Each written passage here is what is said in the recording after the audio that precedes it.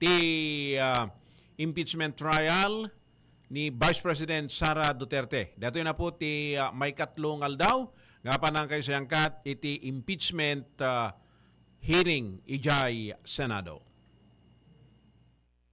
Senator Judge De La Rosa, Senator Judge Ejercito, Senator Judge Estrada, Senator Judge Go, Senator Judge Ontiveros, Senator Judge Lacson, Senator Judge Lapid, Senator Judge Legarda, Senator Judge Marcoleta, Senator Judge Marcos, Senator Judge Padilla, Senator Judge Pangilinan, Senator Judge Soto III, Senator Judge Tulfo Erwin, Senator Judge Tulfo Rafi, Senator Judge Villanueva, Senator Judge Villar Camille, Senator Judge Villar Mark, Senator Judge Zubiri, the presiding officer, Senator Judge Escudero, Senate President Gatchalian. With 20 senators present, the chair declares the presence of the quorum. We recognize the presiding officers, Senator Chis Escudero. Thank you, Mr. Senate President. The presiding officer dispenses with the reading of the journal, and if there are unless there are objections, considers the journal of July 7, 2026 as approved. The clerk of court will please call the case before the impeachment court. Case number 004-2026 in the matter of impeachment trial of Vice President Cyrus Zimmerman Duterte. Appearances of the parties.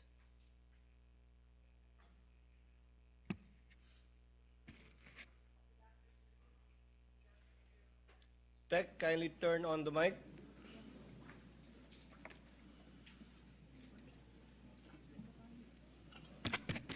Good afternoon, Your Honors. Same appearance for the prosecution. We are ready, Your Honor. Appearances for the respondent.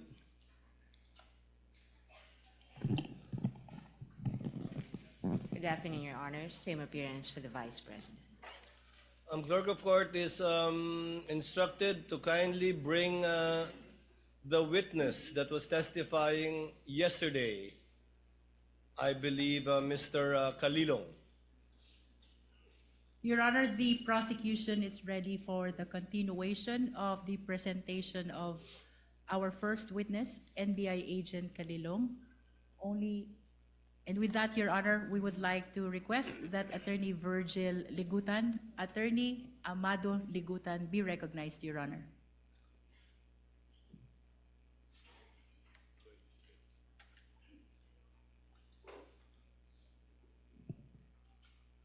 For the record, Attorney Ligutan will be representing the counsel for prosecutors, and on the part of the respondent, it will be Attorney Narvasa.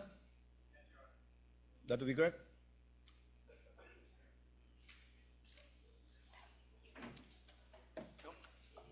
By the way, while we're waiting for the witness, Attorney Narvasa, if you recall yesterday, Attorney Ligutan, in response to a question by a senator judge,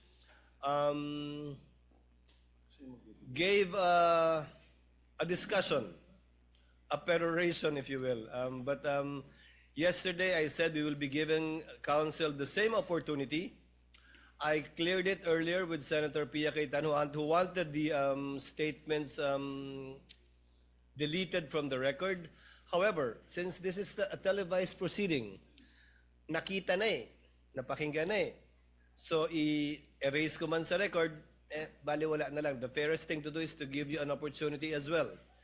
Attorney Ligutan spent 5 minutes and 18 seconds delivering his discussion. The court will give you the same time after your cross-examination with a warning. With a warning and reminder from the presiding officer that the presiding officer will not tolerate such perorations again by either party. Even if it is in response to a question of a senator judge, and the presiding officer will try to remind as best we can senator judges to let the witnesses present the evidence of both parties instead of the counsels presenting both facts and law through their statements. Senator Judge Cayetano, Alan. I'd like to thank the presiding officer for for prudence, for wisdom in trying to resolve this issue.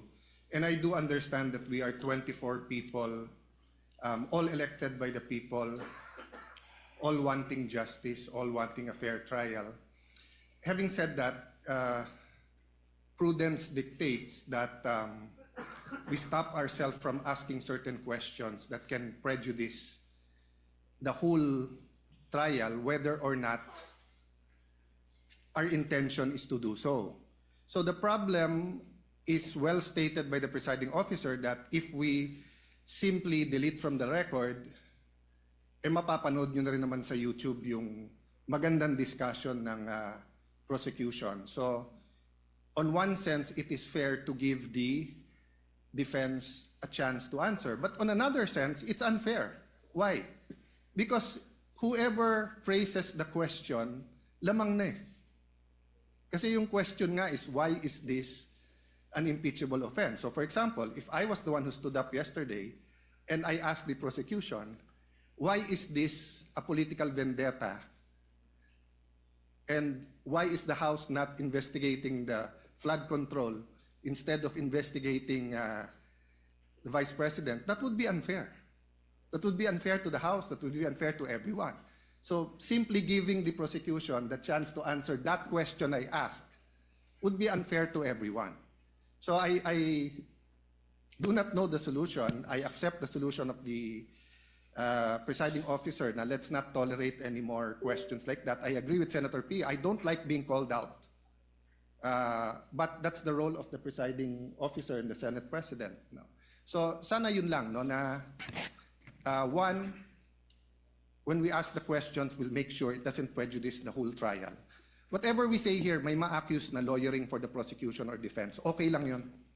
Okay lang yun. Sa prayer nga kahapon, di ba? Basta't justice, bahala na magalit. Okay. But my last point, Mr. President, let's give the defense a little latitude in not only answering that question, but what you want to say. Because nga, the question is unfair. So if you're simply going to answer that question, then it won't solve the problem na nakapagsalita sila 5 minutes, kayo nakapagsalita. So we'll consider, personally, I'll consider the very eloquent answer yesterday as a sort of a closing. So same, personally lang, Mr. Presiding Officer, give the latitude to the defense na parang closing din, whatever. Because they have affirmative defenses. And they did not push us to hear that. They went straight to trial. So dun din sa mga nagsasabi na delay sa dami ng objection, that's unfair. No? Let's give everyone latitude here. The same thing, I think, may konting ano sa internet na photocopies are not original and the council was simply citing, tama ba? A Supreme Court decision, no? And the rules of court. And the rules of court. So I'm just saying it's an emotional issue. So all of us will be hit, badgered, whatever. I think trabaho naman nung witness natin, bantayan yung internet. So as long as hindi foul, hindi threat. But having said that, Mr. President, let's give each other leeway, but only to the point that the trial will not disintegrate, di ba, into a political fiasco or circus. Thank you, Mr. President. The remarks of Senator Judge Alan Cayetano are noted. Senator Judge Pia Cayetano. Thank you, Mr. President. This will be brief. First of all, I'd just like to confirm that I acknowledge what the presiding officer said, that I agreed. Basically, I'm withdrawing my motion in the interest of fairness, because the delivery of justice is about fairness. So kung nakapagsalita nga ang prosecution with their closing statement, di pwede rin dapat mag-closing statement ang defense, no? So I am amenable to that. But very, very, very briefly, Mr. President, I'd like to put on record, why are we being strict about the rules? Why do I have to bother standing up? Well, because nothing in this world will run well without the rules. Now, my colleagues, the Senate is a basketball-loving Senate. Dami dito, hilig mag-basketball. Kung ako volleyball player, colleagues ko, basketball. I'll use basketball as an example. Will you have a decent basketball game if there's no rules? No, there's rules. That's why we stand up. And then sometimes there are also opportunities to question the rules. That's also fine. But that's why we have to stand up and call the attention of the presiding officer when we feel that the rules are being violated. And we will continue to do so when we believe it is necessary in the interest of justice. Thank you, Mr. President. The remarks of the lady are noted. Since we are discussing housekeeping chores and matters, let the presiding officer continue with the same. The presiding officer will call for a break midway through in order to afford the parties 15 minutes to relax, go over their notes, and do their thing. In regard to senator judges or counsels for the parties who are not on deck, you're free to answer the call of nature in the least disruptive manner possible and return afterwards outside of the 15 minutes that we will be doing halfway through the proceedings. And finally, a request has been brought to the presiding officer to request as well the senator judges to lower the tone of conversational voices because I think where you're seated is an echo chamber. Naririnig sa iba't ibang sulok ng plenaryong ito yung mga sinasabi din ninyo at hindi rin nakakapag-concentrate yung ilan sa ating mga kasama na nakaupo sa paligiran ninyo.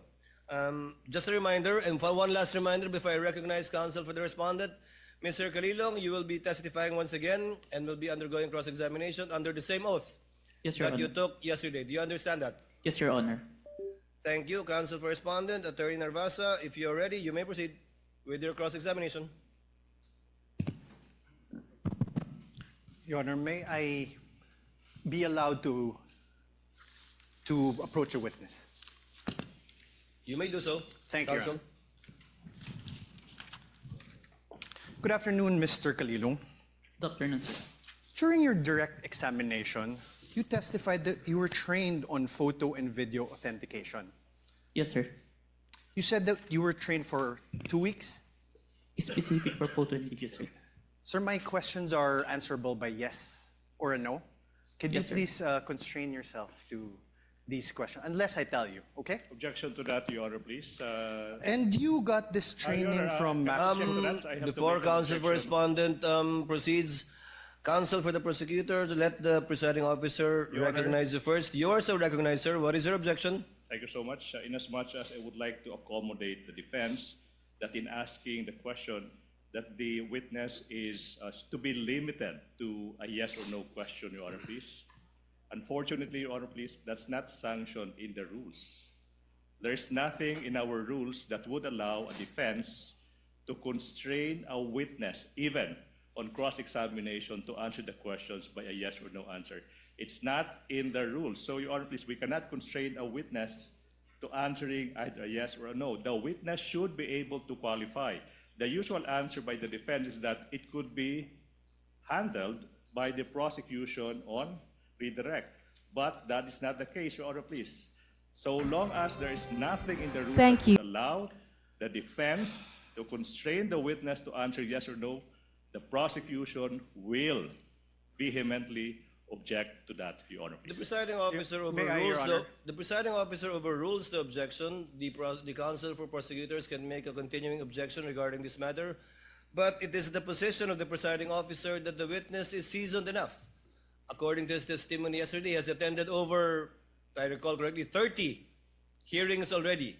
So he would know how to respond and to explain if the need would arise, and it's up for counsel for the respondent, if at all, to strike out whatever answers that are not responsive to his question. Counsel for respondent may proceed. Thank We you. would abide, Your Honor, we would abide.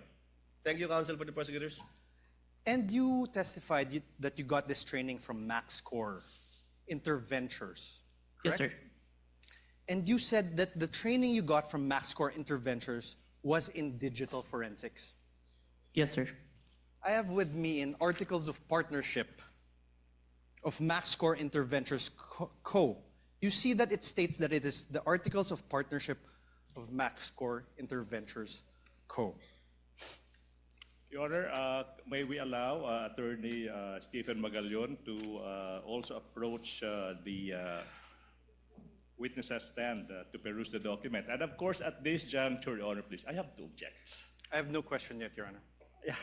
I am objecting to the witness being shown an articles of incorporation, sorry, a Articles of partnership of a partnership, Your Honor, please. Anyways, since the question has not been asked, I will. Let us wait for the question, counsel. In the meantime, the presiding officer allows counsel for the prosecutors to examine the document being presented to the witness.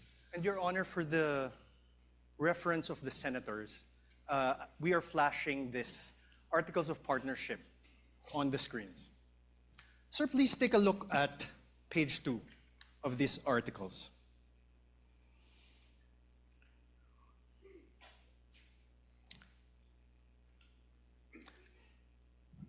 Page 2, sir. That's here. Page 1, page 2. Let's read it together, okay? Primary purpose, to engage in the business of trading both import and export of goods on wholesale, retail basis. Do you see that, sir? Yes, sir. Now on page, the same very same page 2. The secondary purpose. Let's read it together again. Own, use, improve, develop, subdivide, sell, exchange, lease of all kinds, including buildings, houses, apartments, and other structures. Do you see that, sir? Yes, sir. After that, in the same page 2, the secondary purpose is to print, publish, distribute, buy, sell, acquire rights, to and generally deal in all kinds of software packages, books, periodicals, newspapers, magazines, journals, and other publications dealing in or having to do with subjects of all kinds, character, and all acts of things as may time to time be deemed needful, necessary, or required. You see that, sir? Yes, sir. Thank you, sir. Now I'm showing you a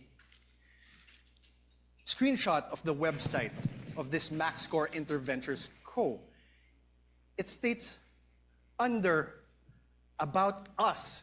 I am also flashing this on the screen, Your Honors, for the ease of the senator judges.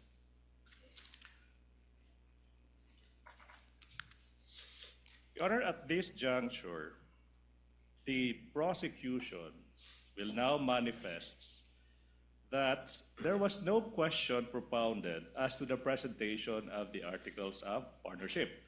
And the counsel is now moving forward to the presentation of an alleged website.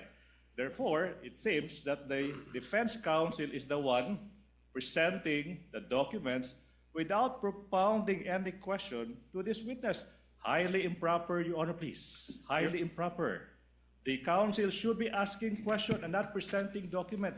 You will have your turn when the defense team is allowed to present your evidence. 2 documents, no question yet. Highly improper, Your Honor, please. Again, I don't want to put the lawyer on the spot, but that is highly improper. Ask questions. Your Honor, I did ask questions. No, there was no question. Counsel- Can we ask that the transcript be read back? Counsel, kindly proceed. Thank you. Counsel for the prosecutors, with the understanding that Mr. Calilong is not testifying as to the truth of whatever counsel asked him or what he read, because clearly he's not competent Agreed, to Your Honor. testify as to the truth of what is contained in the articles of partnership. However, as to the fact that he read it and saw it, up to that extent, and the senator judges are so advised as well. So ordered. You may proceed, sir. Thank you, sir. And I am on cross, Your Honor. Thank you. Sir, under the words About Us, it says MaxScore Interventures has been established as a one-stop source of different products and services intended for both government and private institutions. Its company tagline, Innovation Without Boundaries, stands true testament to provide customers with quality merchandise, from the simplest to the most sophisticated ones at very affordable prices. The company places a long-term business relationship through customer satisfaction on top of its priority list, with integrity and honesty as the foundation of the company. It envisions to evolve into excellence amidst the competitive pace of information technology. You see that, sir? Yes, sir.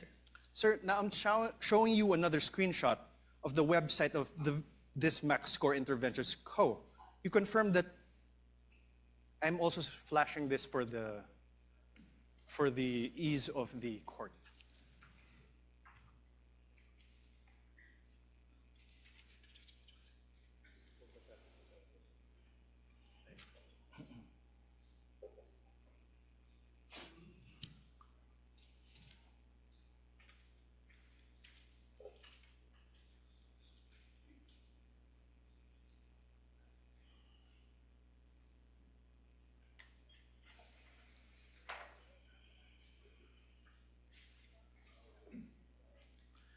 Sir, At this point, Your Honor, please, allowed. The prosecution is allowed. Counsel for the prosecutor is recognized. Your Honor, not by way of an objection, but a manifestation, Your Honor, please. Your Honor, this is... Wait. I'm not Before done. that, I would like to object to your manifestation. Your Honor, there's no objection. Why is the Your Honor, prosecutor allowed to manifest during my cross-examination? Counsel Honor. for respondent, kindly wait for the presiding officer to recognize you. Thank you, Your Honor. What is the desire of the counsel for the prosecutors to I make a would what? like to put into record the simple fact, Your Honor, please, that basis has not yet been laid as to the presentation of these documents. He presented an articles of partnership and screenshots of websites without saying who took these screenshots or who, from where did the defense get the articles of partnership. That is only by way of manifestation. No need for the court to rule on that, Your Honor, please. Noted. Earlier ruling of the presiding officer stands. Counsel may proceed. Your Honor, may I respond? No need, counsel. It was not an objection. Please proceed with your cross. Thank you, Your Honor. May I also state a manifestation, Your Honor? Your Honor, the basis of the defense was laid. For the record, the chair will allow it just this Thank you. once, please. The basis of the defense was laid when we asked him whether he testified that he got his training as an expert witness from MaxScore Ventures. That's basis. Counsel, Your please proceed. Thank you, Your Honor. Sir, could you take a look at this? Under the words "our products," the products seen there are office supplies and equipment, ICT equipment, software and hardware, investigative equipment, hardware and software, emergency response software, and CCTVs. Do you see that? Yes. Thank you. Mr. Calilong, are you a lawyer? No, sir. Yesterday, you testified that you signed the affidavit of investigation dated February 10, 2025. Yes, sir. Your Honor, may I request a copy from the prosecution? I think it is Exhibit P-4-3 in series. P-4- 3 series. Your Honor, please, manifestation. The witness, number one, mentioned the affidavit of investigation, but that the witness did not identify the documents. So for the record, Your Honor, please, that document is not yet presented in courts as a documentary evidence, Your Honor, please. So highly improper for the defense to elicit that document through this witness, precisely because this witness did not yet identify the affidavit of investigation.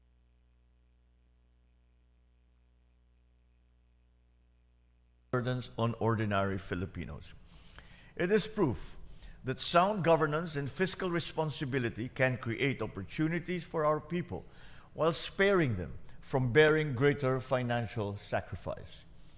Recognizing this, the Department of Finance encouraged our GOCCs to raise their dividend remittances to 75% in 2024. It was an ambitious target, one that demanded discipline, efficiency, and a strong commitment to the highest standards of public stewardship. I am pleased that the response from our GOCCs has shown that such standards are within our reach. As of this month, dividend collections have surpassed those of the previous year, we have received approximately 139.8 billion pesos from 50 GOCCs. These are resources that can build nearly 40,000 classrooms for children, provide around 165,000 homes for Filipino families, construct roughly 8,700 to 9,300 kilometers of farm-to-market roads that connect our farmers and fisherfolk to their markets. Today, we also recognize the institutions that have demonstrated utmost standards of public service. We commend the 50 GOCCs that faithfully fulfilled their responsibilities, as well as the 6 GOCCs that participated in the GOCC Service Caravan from June 29 to June 30th. You have shown that government institutions can deliver with professionalism, produce meaningful results, and earn the trust of the Filipino people. While some GOCCs are created to generate revenue and ensure financial sustainability, may you never lose sight of the reason that you exist. Your foremost mandate is that of public service. Profit is never the end in itself. It is just a means to better serve our people. And that is why I challenge every GOCC to continue modernizing your systems, embracing innovation, and eliminating inefficiencies wherever they may exist. At the same time, let us remain steadfast in practicing fiscal discipline. Public resources must never be treated as privileges to be spent, but as responsibilities to be managed wisely, transparently, and intentionally. For every decision we make ultimately affects the lives of our people. It is their trust that sustains our institutions. It is our duty to prove ourselves worthy of that trust every single day. Ladies and gentlemen, may this celebration renew our shared commitment to placing public service above self-interest, nation above institution, and the welfare of every Filipino above all else. Together, let us shape a GOCC sector that reflects the highest ideals of public service, one defined by honor, integrity, competence, and accountability. Let us leave behind institutions that are stronger than we found them, so that future generations of Filipinos may inherit not only a better government, but a better nation. Muli, maraming salamat sa inyong walang sawang paglilingkod at sa patuloy ninyong pagbibigay ng pag-asa sa bawat Pilipino. Mabuhay kayong lahat. Mabuhay ang bagong Pilipinas. Thank you, Mr. President. At this point, may we request the President to grant us a photo opportunity. We also request Executive Secretary Recto, Secretary Go, and Chairperson Corpus to please join the President on stage. May we call on our first set, the Billionaires Yes, Club. sir. I have with me a certification, a DOJ certification executed by J.V. Lawrence B. Bandung, Senior Assistant State Prosecutor J.V. Bandung. For the record, Your Honor, this is Exhibit D-4-29 for the defense. Do you see this, sir? Yes, sir. This certification dated February 5, 2025, states, and I quote, the complaint referral does not contain all the necessary evidence to prove the essential elements of the crime. Therefore, it is recommended that the same be first referred for case buildup. Do you see that? Yes, sir. Now below that, in the second page, below that, under the word notes, number 1, therefore, states, and I quote, that there is no... May I have this flashed on the screen, please? For the ease of the court. So the Honorable Court can follow. Under notes again, sir. For the record, Your Honor, we are flashing the certification on the screen. Under notes, sir, number 1 therefore states, and I quote, there is no affidavit of the persons who recorded the video entitled VP November 23 Press Con at Batasan, through open broadcast software, OBS, and in turn stored it in a digital video disc. Do you see that, sir? Yes, sir. Let's go to page 2. On paragraph 7, it states, and I quote, "One of the elements of the crime of grave threats is that the offender threatens another with infliction upon the latter's person, honor, or property, or upon that of the latter's family of any wrong amounting to any crime. In the instant complaint, only the NBI executed an affidavit, and there was no participation on the part of the offended parties, as it appears. NBI is not the offended party for the crime of grave threats." Do you see that? Yes, sir. Above this, in paragraph 6, it states that, and I quote, "Only the minutes of the meeting with several personalities and representatives from various media outfits were submitted. And although the minutes were signed, there was no individual affidavit executed regarding the contents of said minutes." Do you see that, sir? Yes, sir. On paragraph 5, it states that, and I quote, "The affidavit of one Patria Morales mentioned that she stored these footages in a USB and submitted it to the NBI.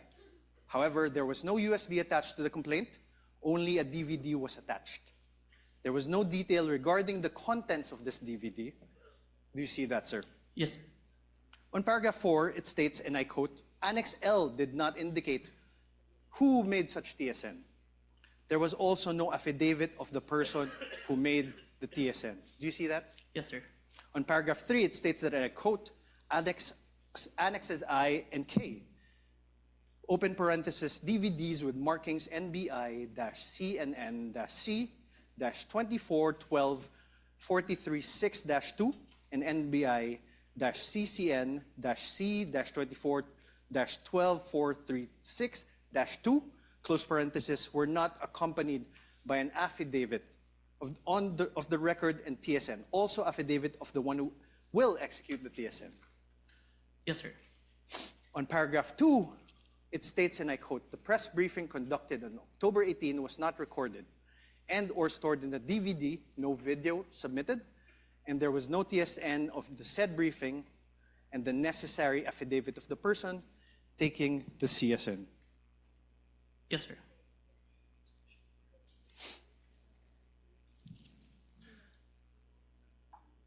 Now, you are aware, sir, so now, is your memory refresher?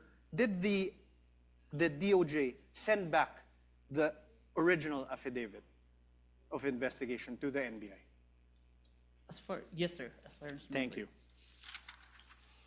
Now, you are aware that on February 11, 2025, the NBI, through its then director, retired Judge Jaime B. Santiago, wrote to the Office of the Prosecutor General submitting a revised affidavit of investigation. Yes, sir. This is your affidavit of investigation dated February 10, right? February 10, 2025. Correct? So, wait. So, objection, Your Honor. The defense said that this is your affidavit, dated February 10, without showing any document to I'm the asking, witness. sir, How could the witness answer to a question that that is not accompanied with a document? That should be the basis for the question and the and answer, this Your is Honors. your affidavit. I will reform, Your Honor. Kindly reform, counsel. Thank you, Your Honor. This is your affidavit dated February 10, 2024, correct? Please check.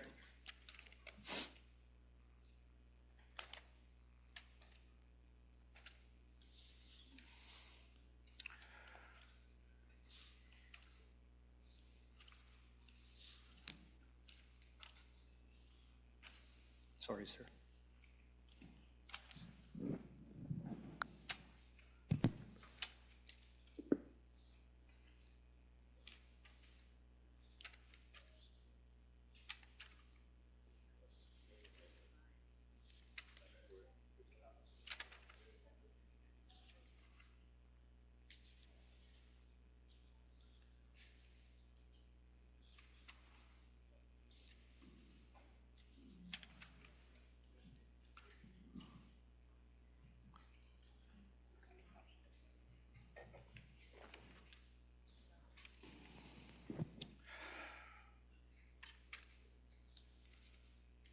Honor, can I make a manifestation, Your Honor, please? Your Honor, can we object again to this manifestation? Manifestation. I will not even object. I'm being generous. Your Honor, Counsel, let's wait for the witness to review it. It's a voluminous document. And the signature is on the last page. You can make the corresponding objection to signature. the style, manner, or cross-examination of the counsel for responding at the proper time.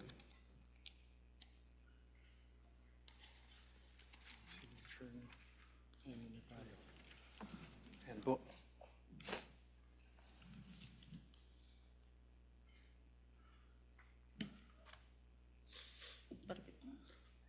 Is this the amended affidavit of investigation? This is a photocopy of the Yes, sir. affidavit, sir. This is the amended one. Yes, yes, sir. The photocopy, sir. Thank you. With the permission of counsel, Mr. Calilong, what was the date of the first affidavit you submitted that was returned by the DOJ to the NBI?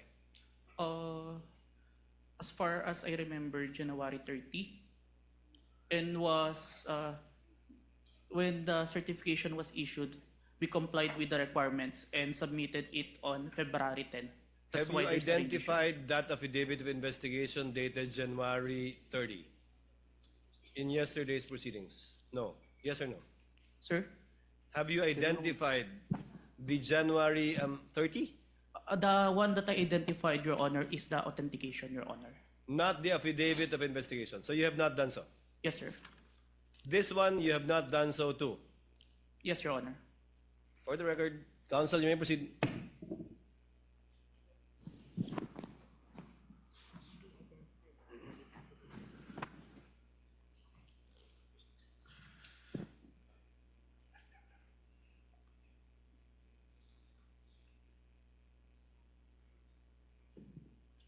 I'm showing you now a letter dated January 30 from the former NBI Director Jaime Santiago.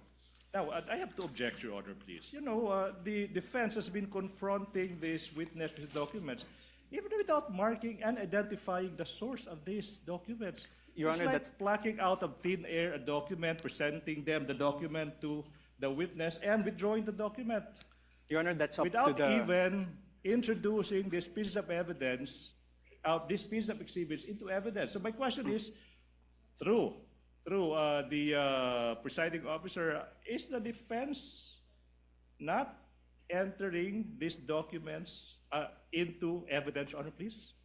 They can do so at the proper time, counsel, but insofar as the witness is concerned, I think the basis was laid when he said that he executed only one affidavit of investigation in connection with this case. Now it seems that there are two affidavits, I would like to make both of which have not yet been presented. One will be presented, I think, by Attorney Lotok. Your Honor, for but the first record- one, we're not aware of it. Is that correct, counsel, for the respondent? Your Honor, he just identified a copy of the affidavit of investigation. Dated January 30? April 10, 2025. April, February 10. 10. Sorry, Your Honor. February 10. February 10, Your Honor, please. What about the first affidavit? The witness said he had the first affidavit. Yes, Your Honor. Not yet. Not yet. Yes. You only cited a January 30 letter of Yes, the Your Honor. former NBI I cited, Your Honor, a Director. certification by the DOJ returning an affidavit. And that is now the problem, Your Honor. In fact, even I am confused because the documents are not introduced into evidence by the defense. Counsel, please proceed and kindly help the court to be clarified you. regarding this matter. You mentioned that you mentioned that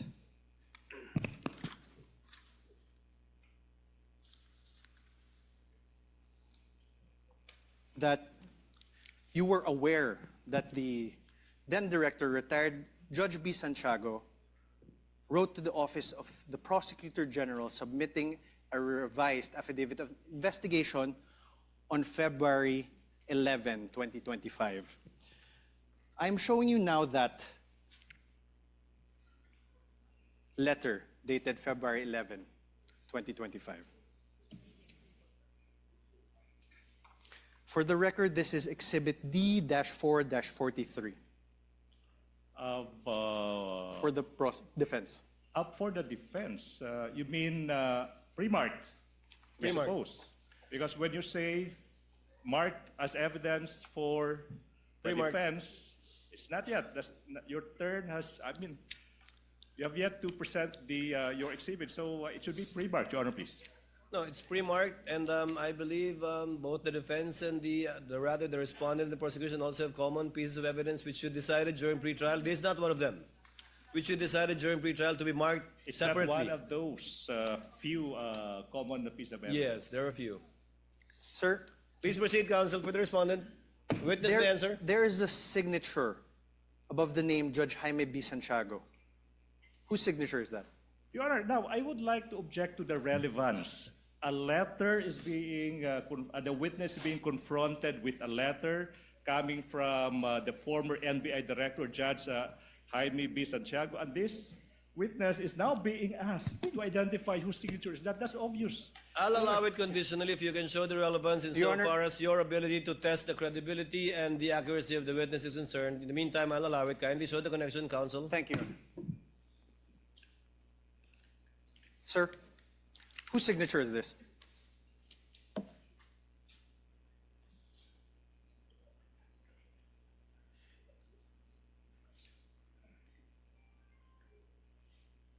As far as I remember, signature of Director Santiago, sir. Thank you. On the last line of the letter, on the fourth page, sir, please take a look. Last line. It says, and I quote, "To support our recommendations attached herein is the revised affidavit of investigation, including its attachments." Did you see that, Agent? Yes, sir. Thank you. And you confirm that the former NBI Director, Jaime Santiago, wrote to the Prosecutor General, Richard Anthony Di Fadolion, a letter dated January 30, 2025. This is one of the documents that you submitted to the Committee on Justice, correct? Where's Okay, I will show you now. May I have this flashed on the screen?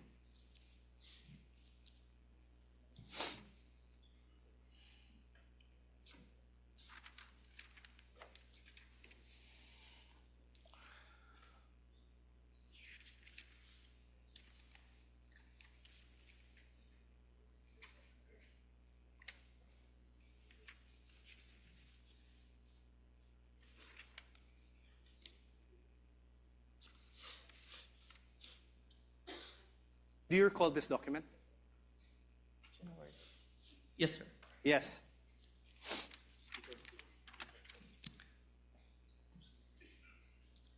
January 30, 2025 is a date earlier than February 10, 2025, correct? Yes, sir. Your Honor, Ask an answer, for the Your Honor. prosecutor. Your Honor, the witness being asked which Your Honor, date, ask an came answer. first.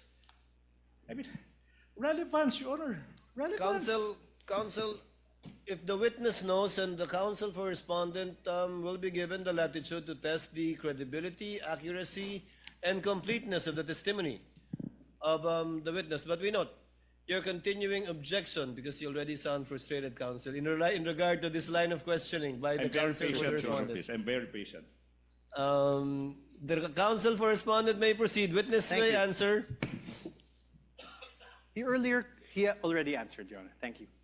You earlier confirmed that there was actually a certification dated February 5, 2025. You like Objection on misleading. I don't I have no remember question, this Your Honor. witness Let stating the that there counsel was- finish with this question, counsel. He even read it, Your Honor.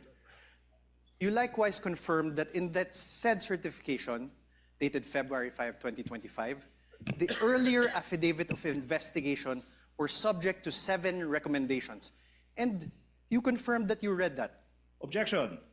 Misleading, Your Honor, objection? please. Now the counsel mentioned 7 grounds. 7 grounds, and I don't remember this witness uttering the term 7 grounds. What I do remember, Your Honor, please, is that this witness was confronted with a certification, a letter, whatever, but now the counsel is now asking this witness to confirm the contents of those certifications or letters. Misleading.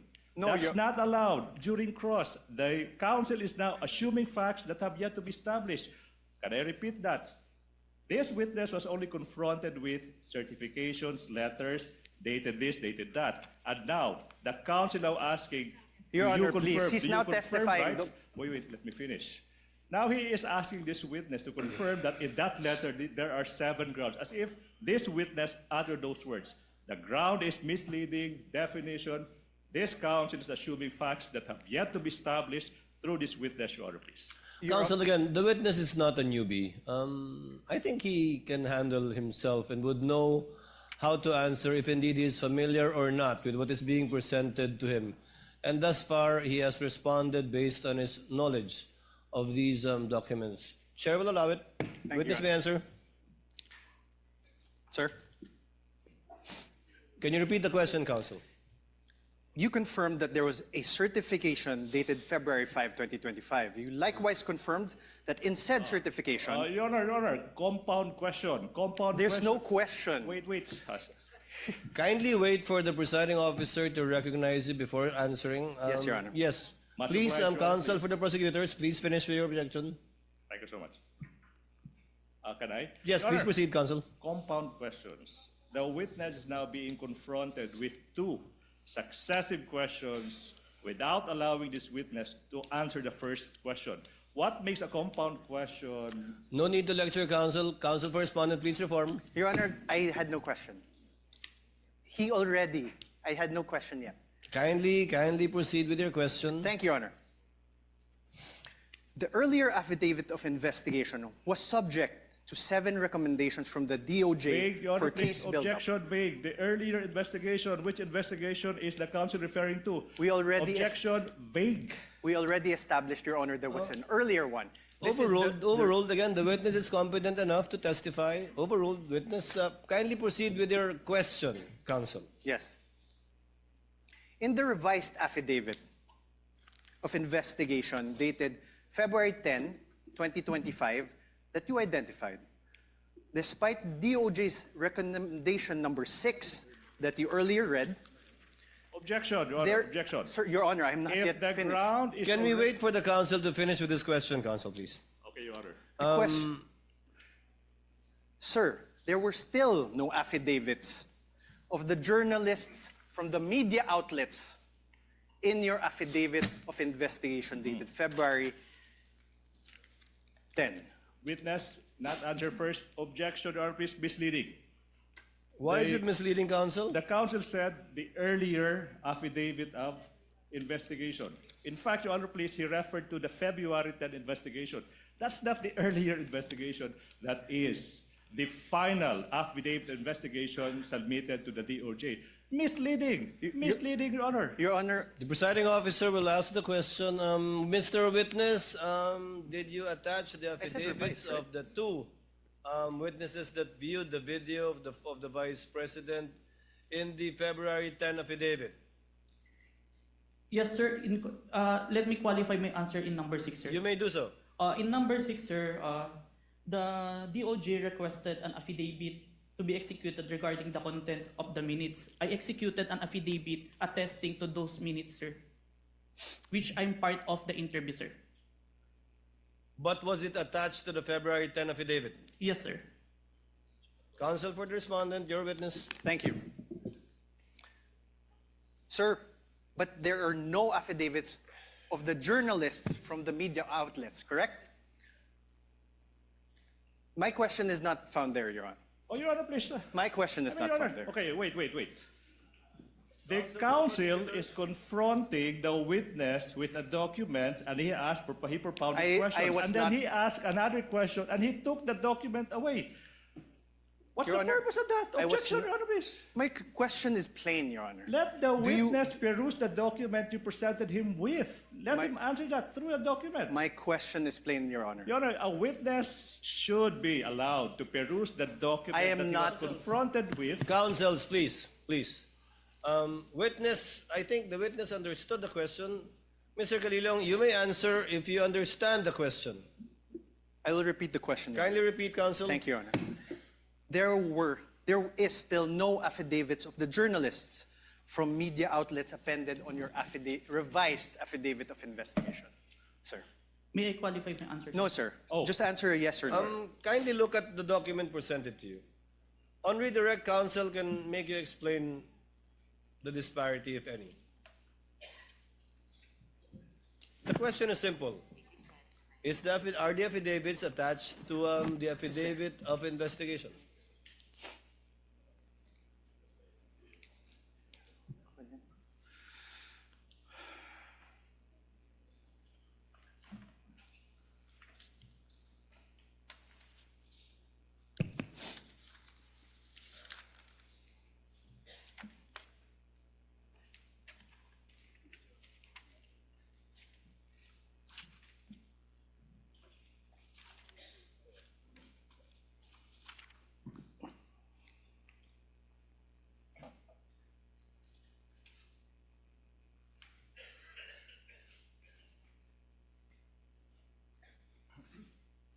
May I see the question number 6? Your Honor, my question does not relate to question number 6. Kindly show the witness, counsel. I If will. it will enable him to give an intelligent answer Can we to your please question. flash certification and put it to paragraph number 6? The paragraph number 6 states that only the minutes of meeting with several personalities and representatives from various media outfits were submitted. Although the minutes were signed, there were no individual affidavit executed regarding to the content of the minutes. On this, Okay, sir. I have no So the question. answer is the affidavits are not attached. I have executed an affidavit, sir. No, the Sir- affidavits of the two journalists are not attached. I think that's the only question of Yes, sir. counsel for the respondent. Thank you, Your Honor.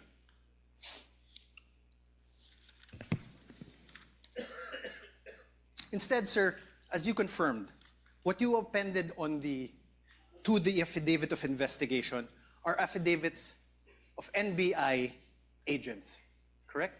Yes, sir. Not the journalists who were present The one who during interviewed. the November 23, 24 press conference. The one who interviewed, sir. Yeah, the one into it. Not the journalists. Yes, sir. Ask and answer, Your Honor. Sir, in the revised affidavit of investigation dated February 10, 2025 that you identified, despite DOJ's recommendation number 7, can we show again DOJ recommendation number 7? In the certification dated February 5, 2025, it is still the NBI Cybercrime Division that is the complainant. I believe this is answered on the letter of the director, sir. Sir, my answer is answerable by yes and no. The complainant is still the NBI Cybercrime Division. Yes, sir. Thank you. The supposed offended parties in this case would be President Bongbong Marcos, Yes, sir. the First Lady Lisa Marcos, Yes, sir. the former Speaker of the House Martin Romualdez. Yes, sir. Did President Marcos appear before the NBI during its investigation? No, sir. Did the First Lady Lisa Marcos appear before the NBI during its investigation? No, sir. Did the former Speaker Martin Romualdez appear before the NBI during its investigation? No, sir. Sir, I'm showing you again for the record the affidavit investigation. Sir, did you attach to that affidavit of investigation dated February 10, 2025, an affidavit of the President Marcos? Only the responses, sir. Sir, listen to my question. That's Did the you- answer. Your Honor, he did not answer, so I am entitled to That's ask his again. answer. Not responsive. The question was, Mr. Witness, did you attach the affidavit of President Marcos to the February 10 affidavit? No, sir. did you attach an affidavit of the First Lady, Lisa Marcos, on your affidavit? No, sir. Did you attach an affidavit of former Speaker Martin Romualdez on your affidavit of investigation? No, sir. To your knowledge, if you know, sir, did President Marcos file any criminal complaint against Vice President Sara Duterte as a result of the November 23, 2024 online press conference? He made a statement. No, sir. My question is, if you know, did the President file any criminal complaint against the Vice President? I have no personal knowledge. Did the First Lady Lisa Araneta Marcos file any criminal complaint against VP Sara? I have no personal knowledge. How about the Speaker Martin Romualdez? Did he file any criminal complaint against VP Sara as a result of the November 23, 2024 online press conference? I have no personal knowledge. Did you really investigate this case? Oh, Your Withdrawn, Honor, Your Honor. argumentative, Withdrawn. Your Honor, please. Withdrawn. Did you really investigate Withdrawn. this? How about Question the has been Speaker, withdrawn. Martin Romualdez? In other words, sir, the alleged offended parties were not included as complainants in the case you filed with the Department of Justice. Yes, sir. Thank you. Based- Thank you. And despite the fact that the NBI Cybercrime Division did not comply with recommendations number 6 and number 7 in the certification dated February 5, 2026, it nevertheless filed the revised affidavit of investigation dated February 10, 2025 that you identified today. Can I qualify my answer, sir? No, sir. Just answer with a yes or no. Witness may be allowed to answer according to how he wishes to explain. You may proceed, Mr. Witness, to answer. Yes, sir. Thank you, Your Honor. For this case po, we complied with the requirements of the DOJ. That's why we secured a second certification wherein our documents is enough for preliminary investigation, sir. Okay, thank you. And this certification is a certification dated February 5, 2025, correct? Kindly show the witness a This document. is not the new certification, sir. Oh, sorry, sir. So, apologies, Your Honor. February 11. Yes, sir. This was also executed by Senior Assistant State Prosecutor J.V. Lawrence B. Bandong, correct? Yes, sir.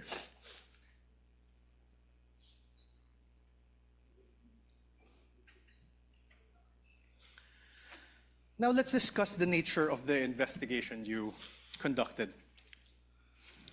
You claimed in your affidavit, sir, that affidavit of investigation, that the NBI began its investigation into the VP's remarks because it was directed by the DOJ to do so. Motu proprio and directed, sir. Okay. Do you understand what you just said, sir? Oh, Yes, sir. oh. Can I I'm object asking, to that, sir. Your Honor, please? I'm asking, sir, it argumentative. makes sense, Your Honor. Argumentative counsel, move on. Mutu proprio, sir, means, Oh, no, objection. You cannot lecture, counsel. This is sir, what does cross-examination. you mentioned mutu proprio. What does it mean? Even without a complainant, we started the investigation, sir. Are you sure, sir? Oh, argumentative. Are you sure, I get- sir? Move on, Are counsel. you move sure, on. sir? How?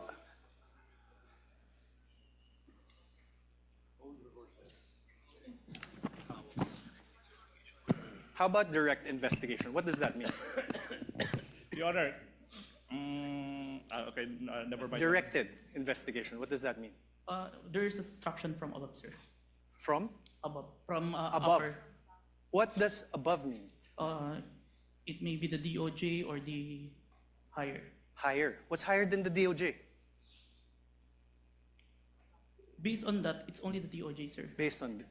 You said above the DOJ, sir. No, sir. Above the Sir, NBI, sir. you said above. May I ask for a reading? Argumentative, Your Honor, Counsel, argumentative. counsel, again, I would have to sustain the objection. It is argumentative. I heard All the right, answer, Your and he meant as a general term above, but referring apparently to only the DOJ in this particular instance. We submit, Your Honor. Please proceed. You confirmed that the NBI Cybercrime Division is the complainant in the case against the Vice President, and that the DOJ filed this with the The NBI filed this with the DOJ. Objection compound, No, Your Honor. That's a no compound question, Your Honor. That was just a statement. Counsel, Oh, kindly wait. exactly. Your Honor, a Is laying statement. the basis for a question. Go to your question, counsel. Sir, the NBI, of course, you're from the NBI, is under the Department of Justice. Yes, sir. Your Honor, we can take judicial notice of that. We Your cannot- Honor, if I'm on cross, Your Honor. I know, but I'm on cross. there are things that No. did not be discussed. Your Honor, please. Counsel- Can I, Your Honor? Your Honor, please. Counsel, let's give him some latitude. Although secret- Much obliged, Your Honor, much although we obliged. can take judicial notice of that, it's part of his cross-examination. Yes, thank you, Your Honor. The Secretary of Justice is meanwhile the head of the DOJ, correct? Yes, sir. It's the Secretary of Justice exercises control and supervision over the NBI. Yes, but even No, without- no more questions. The witness Yes is or no, answering. Mr. Witness? If you know. Can you repeat, sir? Mr. Witness? The Secretary of Justice exercises control and supervision over the NBI. Yes or no? We are under, sir. But we're independent. So you do not know. Oh, Your Honor, that's sorry. argumentative. So Sir, you are do you- not know? All right, Your Honor. Are you aware of Book 4, Chapter 8, Oh. Supervision and Control of the Admin Code? Your Section Honor. 39. Your Honor, I have no Your Honor. question yet. Yeah. Please. Yeah. Section Counsel for the 39. prosecutor, let the counsel for respondent finish his question. Yes, Your Honor. Section 39 thereof, Secretary's authority. The Secretary shall have the supervision and control over the bureaus, offices, and agencies under him. Supervision and control. Sir, my question is this. Is the NBI, the National Bureau of Investigation, under a bureau under the Department of Justice? Yes, sir. Thank you. And, sir, the President has control over all executive departments, correct? I believe so, sir. The DOJ is one of those executive departments, correct? Yes, sir. And the current President is Ferdinand Marcos Jr., correct? We agree to that. That's judicial notice. Your Honor, please. Yes There's or no no? other Yes. president. We Oh, only he have answered one already, Your president. Honor. Already asked and answered. The head of the executive branch is President Ferdinand Marcos Jr., correct? Yes, sir. The very same Ferdinand Marcos Jr., who you said was an offended party in the case against Vice President Duterte. Yes, sir. So, in other words, the NBI investigated and filed the complaint. The DOJ directed the investigation and will determine whether the case should proceed to court. And the alleged offended party, President Marcos, is the constitutional head of the executive branch, Objection. exercising control over both the DOJ and the NBI. I Your Honor, withdraw, Your Honor. I withdraw. I withdraw, Your Ground is- the Honor. ground I is- withdraw. Oh, Your Honor. It's even more compound question. Nothing to object asking to. several Withdraw, subject Your Honor. matters. Withdraw. Withdraw. Counsel, move on. Sir, you testified earlier that you investigated the Vice President in relation to the press briefing that she conducted on November 23, 2024. Yes, sir. This investigation by the NBI Cybercrime Division was started after the conduct of the November 23, 2024 press briefing of the Vice President, correct? Yes, sir. So basically, to put it simply, the investigation was done after the supposed incident on November 23, 2024. The same day, sir. The same day, but after. Oh, Your Honor, the same day then after. Same, not responsive, Your Honor. Counsel, clarify your question. Same day, The same investigation was done after, later than, the supposed incident on November 23, 2024. Yes, sir. Thank you. You mean to say later that day? Yes, Your Honor. Because how can you investigate something that hasn't happened yet? Correct. Yes, Your Honor. Please proceed. Sir, you're not one of the participants of the press conference on November 23, 2025, correct? Yes, sir. So you do not have personal knowledge about what transpired during that press briefing, correct? It was live streamed, sir. You did not watch that live stream, correct? In It real was- time. Yes, sir. You only acquired knowledge about it when you started investigating later that day. Yes, sir. You also do not have personal knowledge of the alleged threats made by the Vice President during that press briefing, sorry. After the press briefing, After. sir. You only acquired knowledge about it when you started investigating. Yes, sir. You also do not have personal knowledge of the alleged assassin that was allegedly hired by the Vice President. It came to my knowledge upon... Personal knowledge, sir. No, sir. Now, during your testimony yesterday, you mentioned that during your investigation on the November 23, 2024 press briefing conducted by the Vice President, you preserved a copy of said press briefing through open source investigation, correct? Preserve a copy through Open Broadcast Software Studio. Okay, thank you for that correction. One of the videos that you were able to preserve in relation to your investigation is the screen recording of the November 23, 2024 press briefing conducted by the Vice President, right? Yes, sir. Your Honor, may I move that the very same USB be unsealed and shown by the prosecutor's Exhibit P-4-10 be unsealed and shown the witness.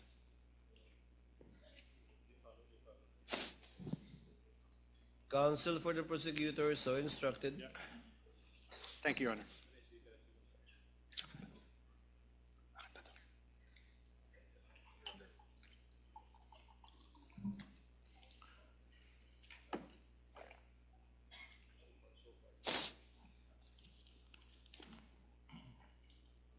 Okay ka lang po.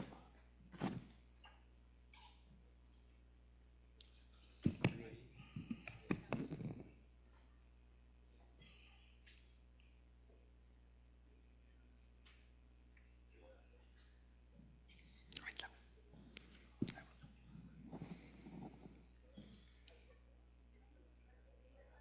November 20. This is Exhibit P-4-10, I believe.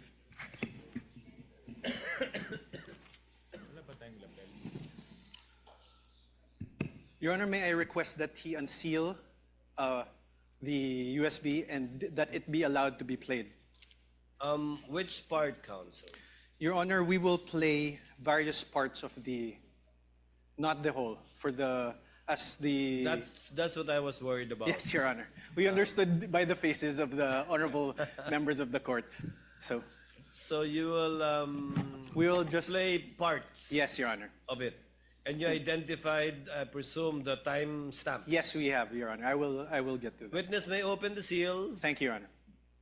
And counsel for the prosecutors is instructed to accompany counsel, one of the counsels for the respondent, in the tech booth to make sure that it's the same USB being presented. For the record, Your Honor, the witness is opening the prosecution's Exhibit P-4-10, Your Honor. This is the video dated November 23, 2024.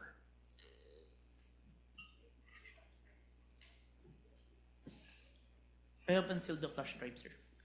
Counsel this with understanding, okay, very much like yesterday, that this USB will again be sealed and signed by both parties. Yes, Your Honor. Your Honor, may request that this be played. Here, brother. Sorry. Counsel for the prosecutors, kindly accompany a representative from the counsel of the respondent to the tech booth to make sure the same USB to be played. Kindly just guide us through, Counsel Attorney Narvas, as regards the timestamps. Thank you, Your Honor. I will. Please don't forget your promise that it's not going to be the whole 2 hours. Yes, Your Honor.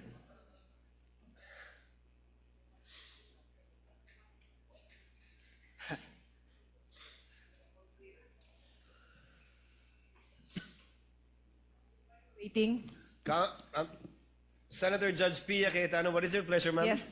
If it's possible, Mr. President, if our Secretariat can install a monitor here because magkaka-stiff-neck na po ako watching this. And it really doesn't look nice that I'm slouched there looking this way. So, and then this one here is a little bit, not for videos, but for the copies of affidavit, it's quite difficult. So if they can put one here, the others want another, but I can speak for those in the front row we would like to request. Thank you. The clerk of court, rather, is instructed to kindly install a TV monitor in front of the tables of the counsel for the parties instead of at the witness stand, both sides.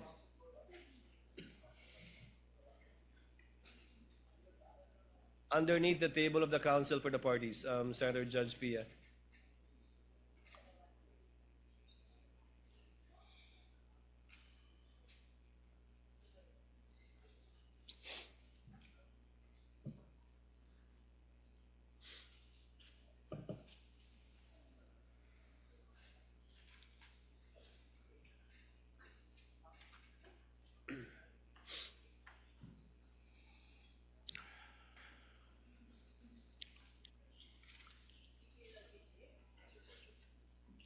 Counsel, for the record and for reference, kindly identify the timestamp that you will be playing. I presume in chronological order. Your Honor, for the record, we are showing the witness a part of the video marked as the prosecution's Exhibit P-4-10. First video, the timestamp around 0001:27 to 0002:20 of the November 23, 2023 press briefing as contained in the video that you identified yesterday, sir. Your Honor, may we ask that the video be played at those specific timestamps? I did an apology. And then, ang sabi po nila, I just have to do an MR. And I did an MR, but they did not rule on it. And then suddenly they have an order transferring me. When ang nauna naman na order ng final ng lawyers namin was an MR to lift that order of contempt. Because they said that was the procedure. If they were not able to rule on that, how were they able to come up with an order, to transfer me to the women's correctional in the dead of the night? I mean, bakit ganun? Wala na bang rights yung mga tao? They just go to your room and then just get... Bakit?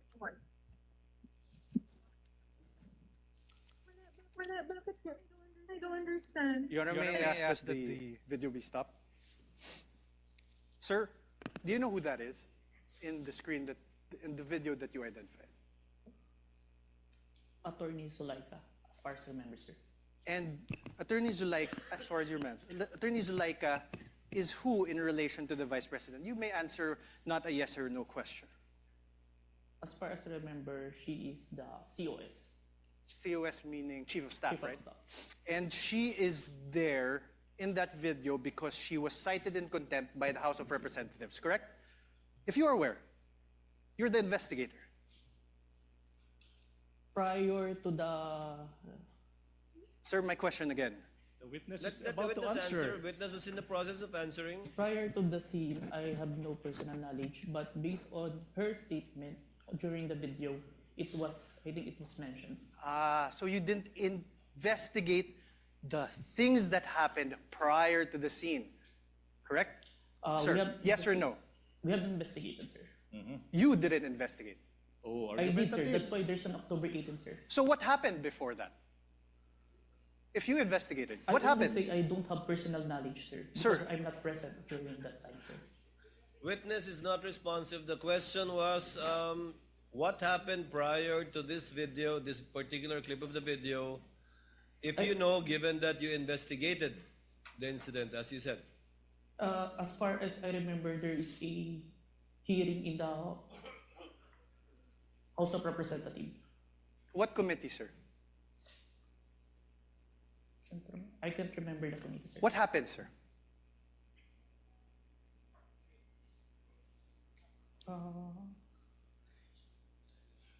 COS was cited in contempt, sir. By who, sir? I can't remember the exact, sir. But you investigated. I withdraw, Your Honor. Can we play, let me show you timestamps around 002832 to 002933. This is the same prosecution's exhibit P-4-10. That is the video you identified yesterday. Your Honor, may we request that that video be played?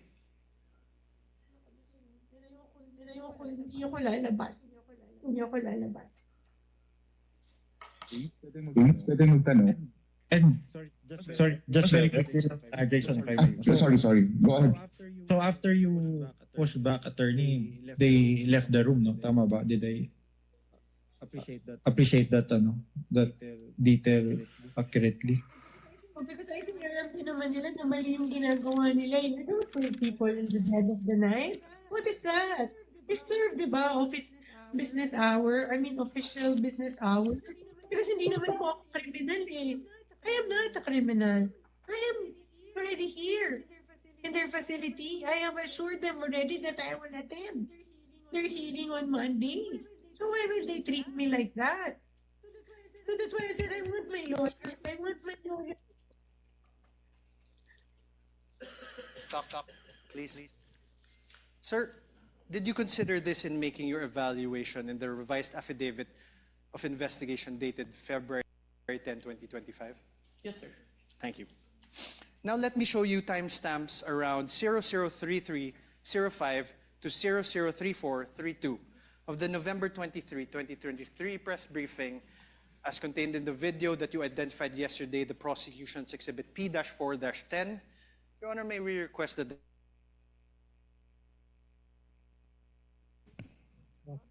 You're online, ma'am. Go ahead, ma'am. Go ahead.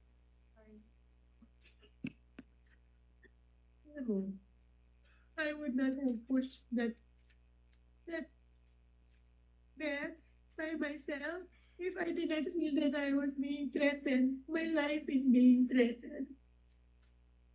Alam niyo, I'm sure you saw in the hearing that my back hurts. I cannot parang lift anything. I cannot. But dahil natakot ako, I feared for my life. I really pushed that myself. Because hindi lang to harassment. This is really a threat to my life. They gang up on you in the middle of the night? Huh? How is that done? Isn't that a threat to my life? Alam nila that I'm sick. I have said that repeatedly when the doctor came here. Stop. Thank you. Sir, did you investigate the threats to Attorney Zulaika's life? We need a complaint for this one. That's why Yes or no, sir? Did you investigate? we did not, because there's no You did not. complaint. Okay, thank you. The motto pro No question, sir. If the witness may be allowed to answer, Your Honor? I had no question. Already answered. Did you consider this part in making your evaluation in the revised affidavit? Asked and answered. He said This is yes a different earlier. part, Your Honor. This is a This is different part. Did you Witness may consider answer. this part in your evaluation in the revised affidavit of investigation dated February 10, 2025? Yes, sir. Okay, so despite considering these parts of the aforesaid videos, the NBI still recommended the filing of complaints for grave threats and inciting to sedition only against the Vice President. Yes? May I qualify my answer, sir? No, sir. Yes or no? There's a reason why Sir, your counsel may ask you questions. This is my turn. Proper Sir? subject matter for redirect. So, despite Counsel, considering these parts of the videos shown to you, the NBI still recommended the filing of complaints for grave threats and inciting to sedition against only the Vice President. Yes, sir. Now, in the revised affidavit of investigation dated February 10, 2025, in page 15, paragraph 40 thereof, it is stated there, and I quote, "We unanimously believe that Vice President Duterte may be held liable for grave threats defined and penalized under Article 282 of the Revised Penal Code and inciting to sedition defined and penalized under Article 142 of the Revised Penal Code in relation to RA 1017-5 or the Cybercrime Prevention Act of 2012. You see that, sir, right? Yes, sir. This conclusion was reached by you together with other affiants of the revised affidavit of investigation dated February 10, 2025, correct? Yes, sir. Now, sir, you mentioned that you're not a lawyer, right? Asked and answered. Asked and answered. To date, Move on, we are Counsel. aware, are you aware if any court has convicted the Vice President for grave threats over what transpired on November 23, 2024? As far as you know, not yet, sir. Not yet. As far as you know, Mr. Witness, as far as you know, no. No, sir. Proceed, Counsel. To date, thank you, Your Honor. To date, are you aware if any court has convicted the Vice President for inciting to sedition over what transpired on November 23, 2024? No, on my personal knowledge, sir. Thank you. But you're the complainant, right? Argumentative, Your Honor. I was just asking. Sustained. Move Ask on. and answered, argumentative, then withdraw your question. Improper. Attached to the revised affidavit of investigation, which you identified and submitted to the DOJ and the Committee on Justice, is your affidavit of transcription of the press conference on November 23, 2024. I am showing you this now. For the record, sir, Your Honor, I will show the... Can you check?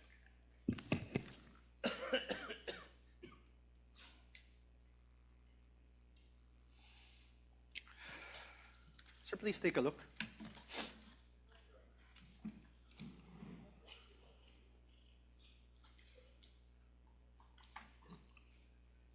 Can you please state in the for the record? This is your affidavit of transcription.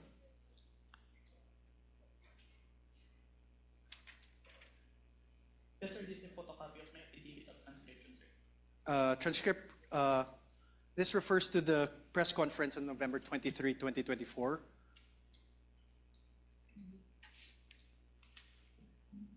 Yes, sir. You signed this on December 20, 2024. Yes, sir. Sir, please take a look at your paragraph 2. Let's read it together. In relation to the ongoing investigation, the undersigned was tasked to transcribe the screen-recorded video of the press conference of Vice President Sara Duterte on 23 November 2024, which was saved on a DVD. You read that, sir? Yes, sir. On paragraph 3 thereof, let's read it together. Undersigned transcribed the video mentioned above which resulted in a CCD transcript hereto attached. Yes, sir. You read that, sir? And 4, I hereby certify that the above-mentioned digital evidence has been faithfully transcribed and that has not been edited, altered, or changed in any way. Did you read that, sir? Yes, sir. And I am, on number 5, paragraph 5, I am executing this affidavit to attest to the truth of the foregoing facts and circumstances and for whatever legal intent and purpose it may serve. Yes, Did you read that, sir? Yes, sir. These statements of yours, this affidavit of yours, these were all done under oath, correct? Yes, sir. And you were offered as an expert in digital forensic examination with a whopping 2 weeks of training.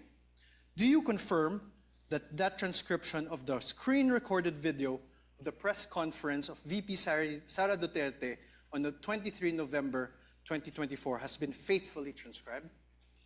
I don't remember that I was introduced as expert, but a competent witness. Okay, sir, but my question is, the press conference of VP Sara Duterte, that the transcription of the screen-recorded video of the press conference of VP Sara Duterte on 23 November 2024 was faithfully transcribed by you. Yes, sir.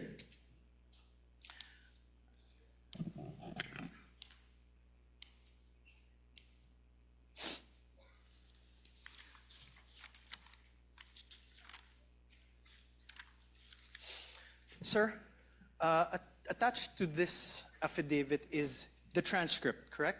Can you please take a look? Yes, sir. And Your Honor, may I ask again that the video, parts of the video be played of the press conference on November 23, 2024. Let's go through it together, sir. Where's the timestamps?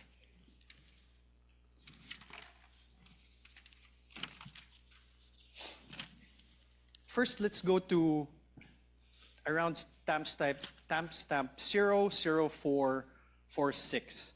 Your Honor, may I request that the video be played? Sir, please Steps after this order, are you going to file, are you going to trigger na po ba, ma'am, the filing? I am not leaving this room.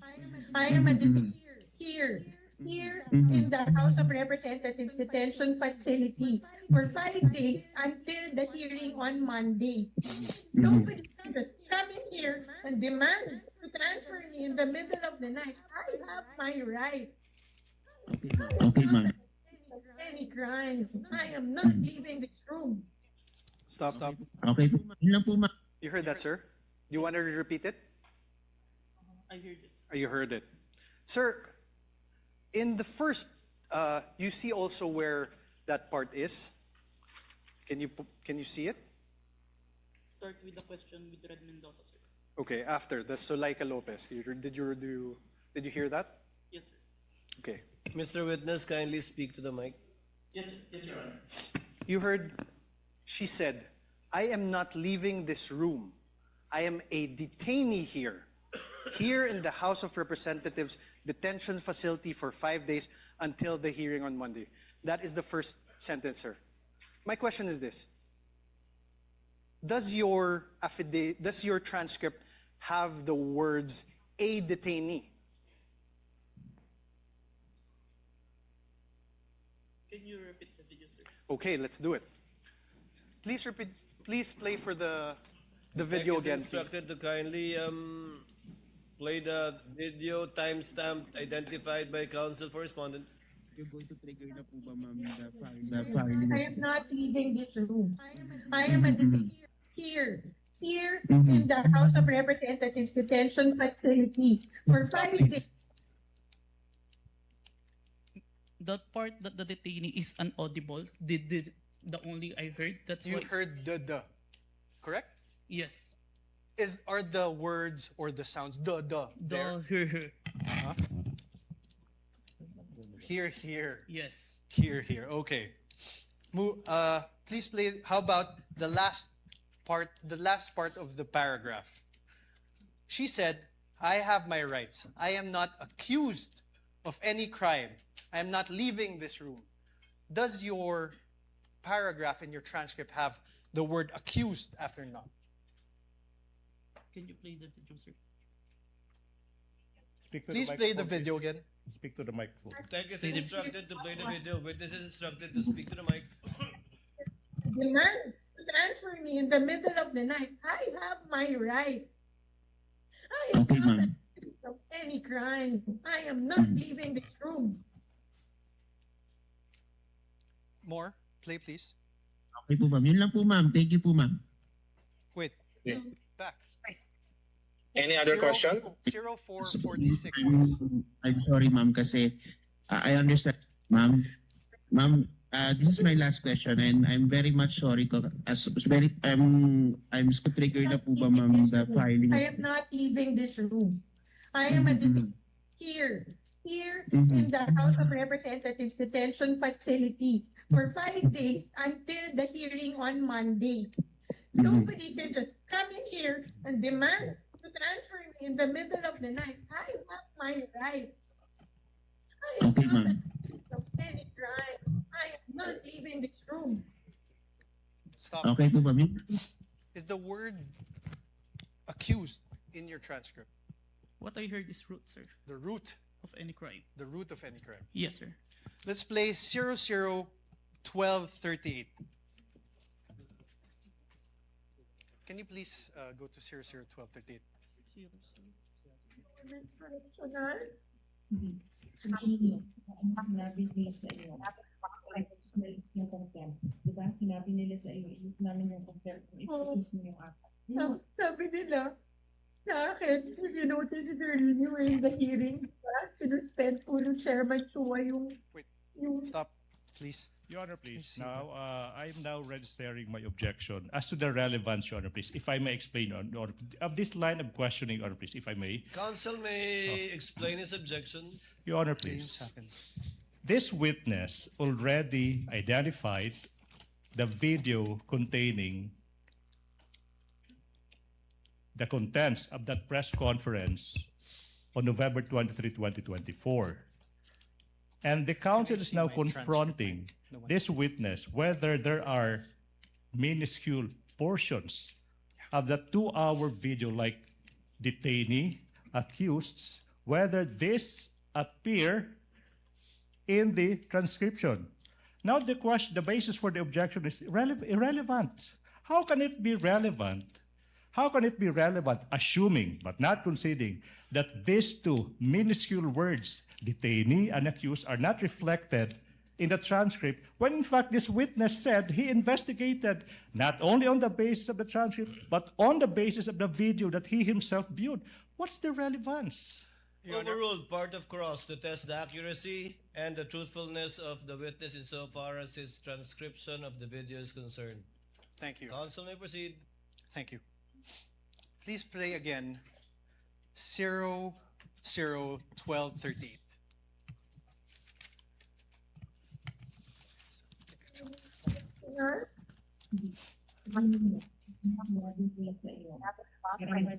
Yung content. Diba sinabi nila sa namin yung consent. Sa akin, you notice if you were in the hearing, di ba? Sinuspend po ng Chairman Chua yung session. Tapos, nung sinayin po ako ni Congressman Castro in contempt, then after that, nag-rule sila. Tapos, then sinuspend niya. Tapos, lumapit po sila. Nag-huddle sila, and then they called my lawyer and then told him na kausapin ko. So lumapit ako and I really apologize. I said, you know, that letter to the Commission on Audit was really a position of the agency. It is our stand. Like all, di ba? Like, meron kang points na gusto mo i-raise. We respectfully parang raised our points to the Commission on Audit. Alam ko, hindi naman po yung mali kasi that was our right as an agency. Because there was an ongoing audit investigation. Pero hindi naman namin kinukuha.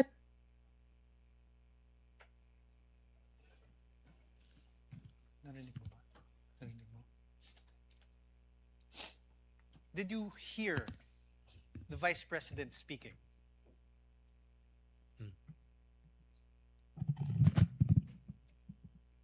I don't hear. Can you please play again?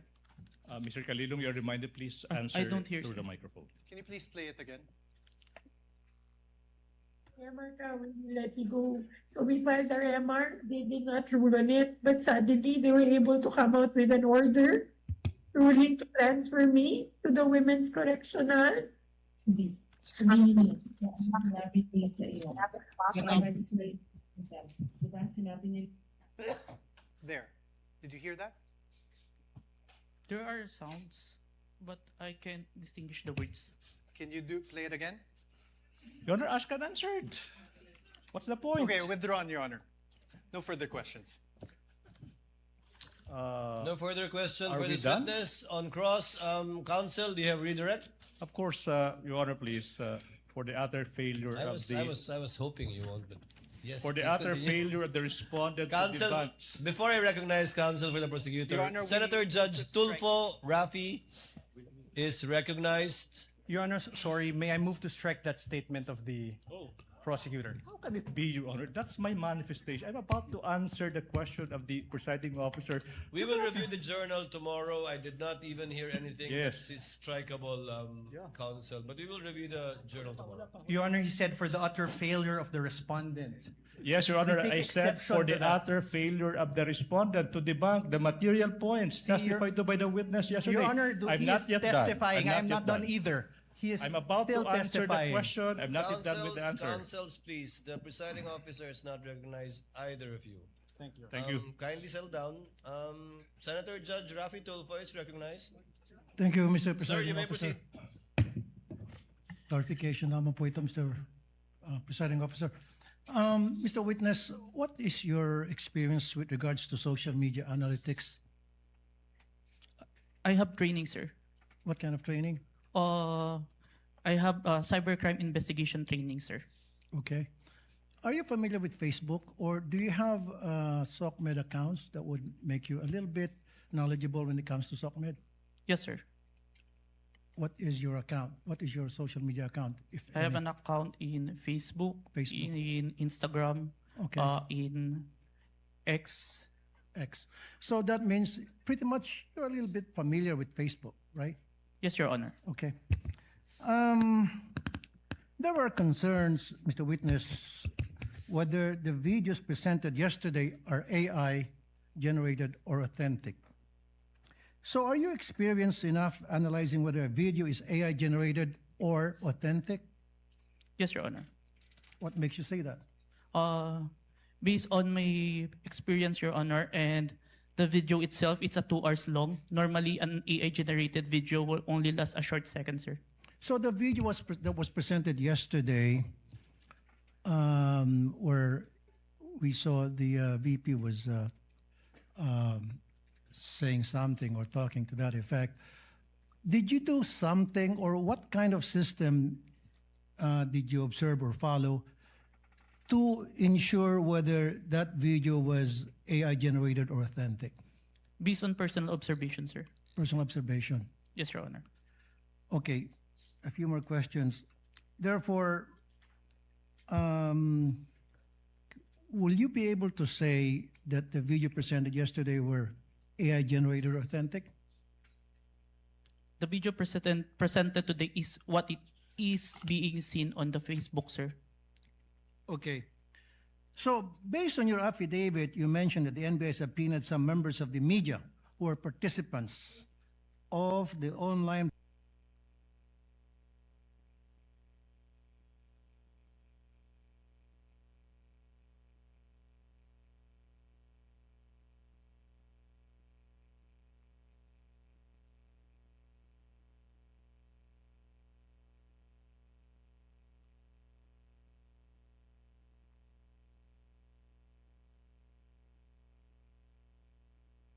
press con on November 23.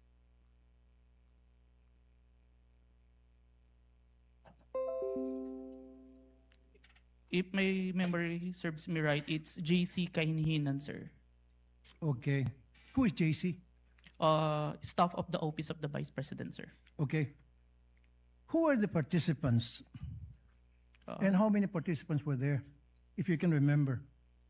As far as I remember, it's at least 40. 40. Okay. Were there mainstream media or anybody from the broadsheets at that time? There are, sir. There were? Yes, sir. Do you know how many? Approximately, give or take? We have the one that we have issued subpoena, sir. At least 6, sir. 6. Okay. What was the reach of the video on that very day? Like how many views on that very day, and then a few days later? Were you able to observe that?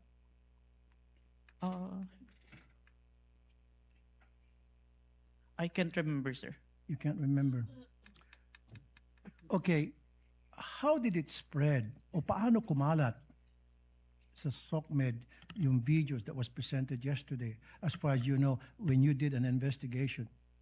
It became trending, sir. It became trending. And my last question is, kasi in-establish dito is inciting to sedition on top of yung sa sinasabing grave threat. Ano yung mga comments na napansin mo doon sa video? Can you give us an example? One of the comments, because on the video November 23, there were mentioned about people power when asked a question by Princess Maui. And the Vice President agreed, and ang laban ay wala sa EDSA, nasa Malacanang, and there are responses from the comments, but it's not documented. That is agreeing, sir. No further question, Mr. Presiding Officer. Thank you, Senator Judge Tulfo. Senator Judge Aquino, thereafter Senator Judge Pangilinan. Senator Judge Aquino has 2 minutes. You may proceed, sir. Maraming salamat, Mr. Presiding Officer. Mr. Kalilong, kanina may nabanggit na 2 affidavit, isang January at isang February. Yung January ay binalik sa inyo, tama po ba? Yes, Your Honor. And there were 7 grounds why it was returned to you, is that correct? 7 points. Can you narrate what are the 7 points that you addressed? Is that the correct term, that you addressed in the second affidavit? Yes, Your Honor. Can you name them, please? May I have the certificate, sir? The certification, was it counsel for the respondent? Your Honor, may I approach? May I? give Yes, the you may doc- approach Thank and you, show him the document being alluded to by Senator Judge Aquino.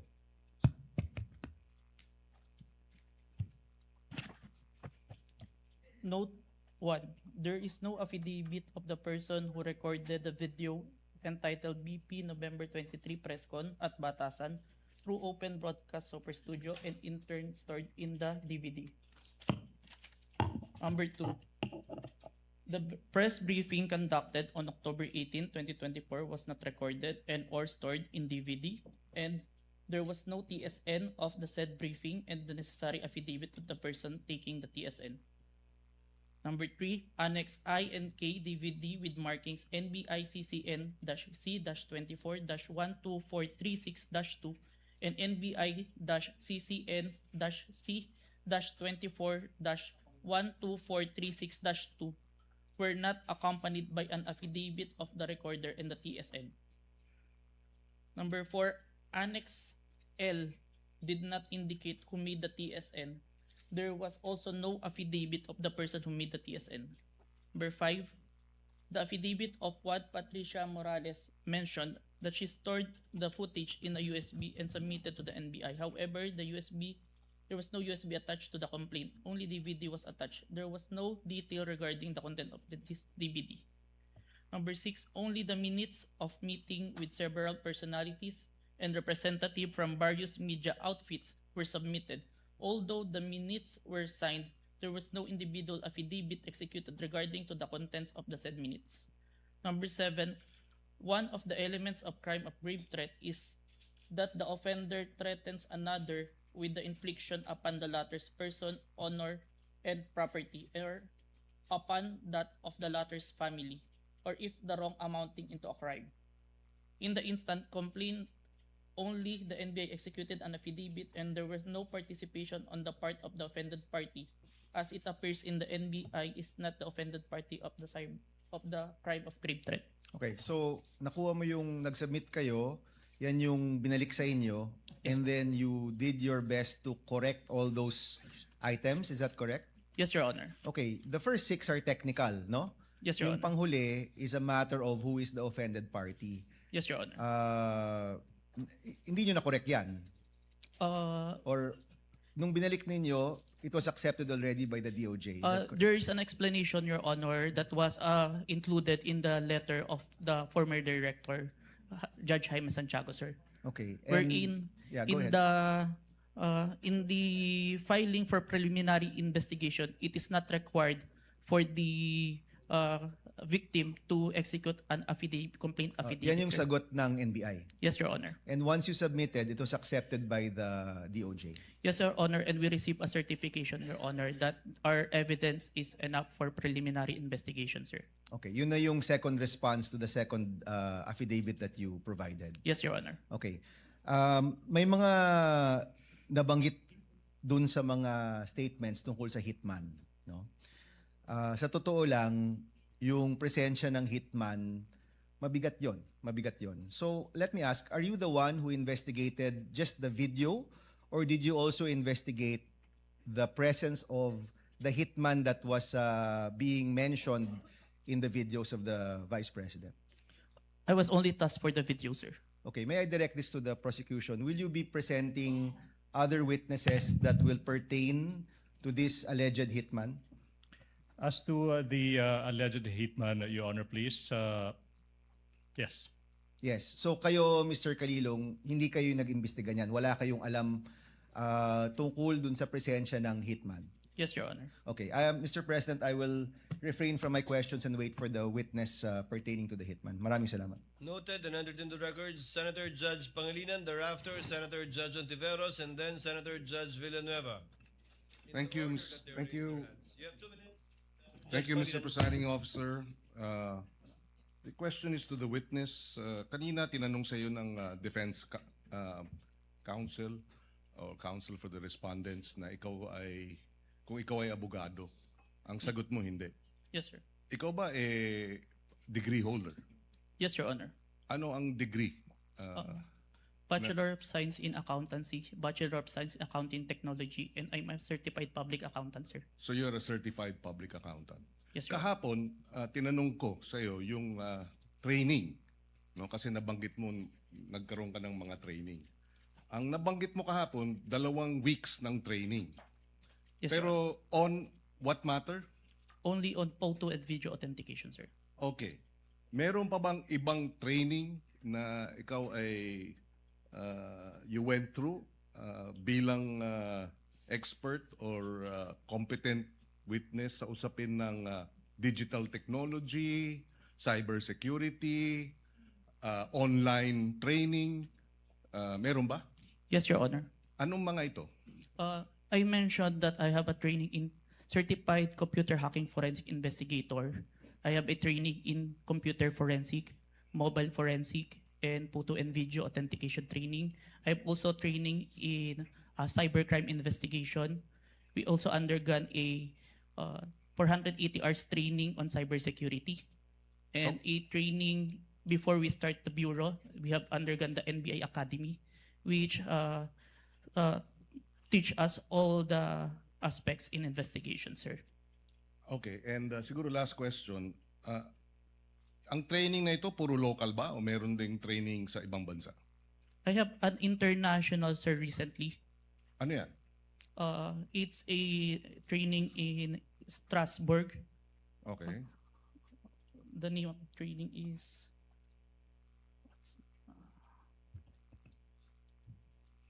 Saang lugar na lang, Mr. Witness? Strasbourg, Germany? France? Strasbourg, France, sir. Oh. It's a 5 days training, sir.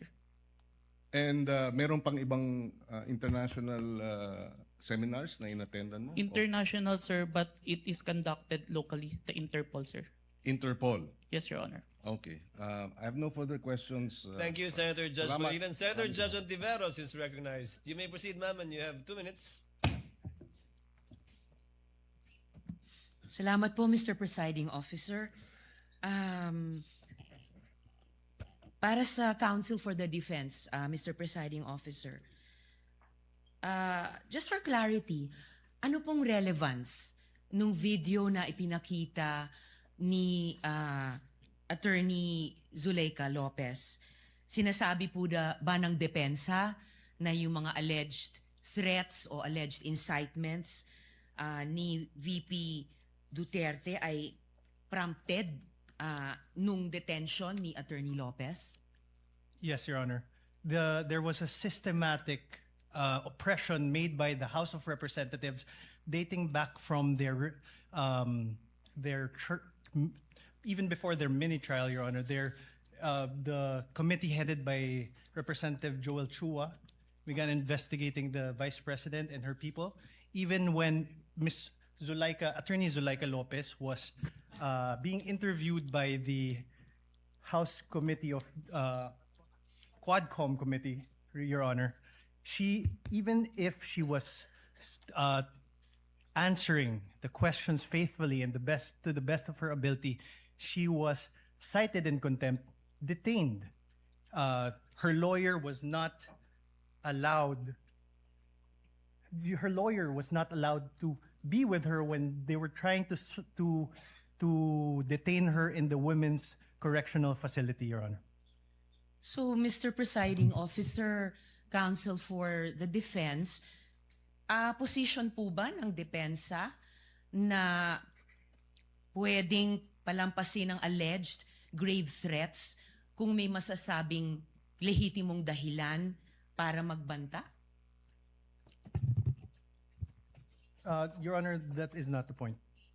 No. Mr. Presiding Officer, I am making a point through my question and I am asking the good counsel for the defense dahil sinabi nila there was a systematic oppression that yes, yan po ang nag-prompt nung alleged grave threats and alleged incitements ng Vice President na prompt po ng detention ni Attorney Lopez na kanyang inilarawan sa ipinakitang video kanina. Kaya itinatanong ko kung yan ba ang posisyon ng depensa na pwedeng okay lang or pwedeng tanggapin ang grave threats kung may masasabing lehitimong dahilan para magbanta. Yes, Your Honor. Before counsel Yes, for Mr. Presiding responded answers, although he already answered in the affirmative, No, Your Honor. I was just referring to before. would like to remind the senator judges to be cautious in making counsels for either party make conclusions of law and fact instead of presenting evidence through a witness they will present or through direct, cross, redirect, or recross. Because if he answers Senator Judge Ontiveros, that would effectively place on record a conclusion of fact and law, not drawn from a witness, which they can very well do so during their closing remarks. And when I allow him to speak by way of repartee to the peroration yesterday and discussion yesterday by counsel for the prosecution. But other than that, as agreed with some of the senator judges, we would try to limit the answers of the counsels for the parties. With your indulgence, Senator Judge Ontiveros, please. I submit, Mr. Presiding Thank you, Officer, may I just in closing make of record that I also appreciated and also submitted to the ruling of the presiding officer yesterday because I appreciated that it partook of the history of impeachment proceedings in this court. Pinag-aralan ko rin po ng maigi ang mga nakaraang mga impeachment trials at di hamak na pati noon naging liberal ang pagpapahintulot nila sa mga katanungan ng mga senator judges para lang mas maliwanagan ang iba't ibang punto. So I again thank the good presiding officer and again reiterate my submission to his ruling and thank the good counsel for the defense for his response. We thank Senator Ontiveros for her indulgence and understanding. Senator Villanueva. And thereafter, Senate President Gatchalian. You may proceed, sir. You have 2 minutes. Thank you, Mr. President, Mr. Presiding Officer. May I just point out something to the witness?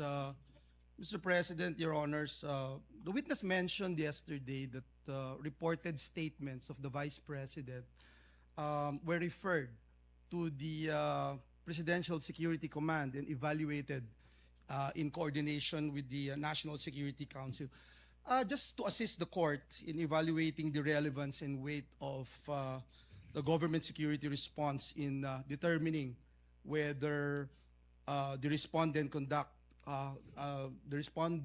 conduct constitutes an impeachable offense. May we know from the witness could the witness explain yung threats po ba, how threats against the president are ordinarily assessed by the government? Kasi dito yung lumalabas yung pag-weigh natin whether or not meron bang bigat yung threat o ito'y ordinaryong threat na nangyayari sa pang-araw-araw nating buhay. Specifically, Mr. Witness, what factors are taken into account in evaluating a reported threat and in determining appropriate measures? I can't answer on the part of the NSC or TNO because I'm not part of the institution. In your in your capacity as an In agent? my capacity, Yes. one of the consideration if it's a active threat, if it's the one giving the threat is capable of doing so. Meaning, If someone high-ranking officials, and if you say an high-ranking and official, have a capability or power over to implement those such threat, it is considered, sir. example, a mayor, perhaps? Would you say a high-ranking official? A congressman? Or yung basihan po ng kanyang threat. Kunyari, ang threat ko, dadalhin kita doon sa buwan. Wala naman akong space shuttle. So, wala din pong bearing yon. Is that the correct assumption? Not only, sir, but also how it was delivered, sir. Like what was mentioned in the that I mentioned previously, it was mentioned that no joke, no joke. It's a serious. So that is the one of the considerations, that's sir. the consideration. Thank you very much. And lastly, Mr. Witness, you made mention na submit mo sa DOJ nung January 30 Is it the same affidavit that you submitted to the HOR? The one that submitted to the HOR is the affidavit dated February, sir. So that's the latest. Yes, sir. The one that complied with the requirements of the DOJ, sir. Thank you very much for that clarification. Thank you, Mr. President. Thank you, Senator Villanueva. Before I recognize Senate President Gatchalian and thereafter Senator Erwin Tulfo, may I remind Attorney Narvasa that your 5 minutes, you'll be given your 5 minutes after the questions of the senator judges and before we recognize the counsel for the prosecutor for his redirect. Senate President Gatchalian is recognized. you, You may Honor. proceed, sir. You have 2 minutes. Thank you, Mr. May I be Presiding clarified? Officer. I believe that we would do it after recross. So You it's- want, I heard cross. Sorry, After Your we Honor. cross. Yes, Your Honor. Thank you, Your Honor. Better for us. Yes, Your Honor. Thank you, Mr. Presiding Officer. I just have a few questions, clarificatory questions. Narinig ko ho kanina ginong testigo na nasabi niyo may 40 media personalities doon sa press con. Tama po ba? Yes, Your Honor. Pero ang inyong inimbitahan, 6 lang. Yes, Your Honor. Bakit 6 lang? The 40, we see the number of participants, but the number of person who asked the Vice President during that time, it's limited. And we consider who we sure that is present during that time, Your Honor. Meron bang kayong criteria kung paano pipiliin itong mga media personalities or kung sino lang ang nagtanong? Kasi kahit hindi ka naman magtatanong, nandoon ka naman, naririnig mo yung mga diskusyon, meron ba kayong mga criteria kung paano pumipili ng media personalities? Yung sure po namin na present during that time. Kasi kapag hindi po kasi kayo nagtanong, hindi po magpa-pop up yung mukha nyo tsaka yung pangalan nyo. Okay. At itong mga 6 na sinupinan ninyo, ano yung kanyang common statement na ibinigay?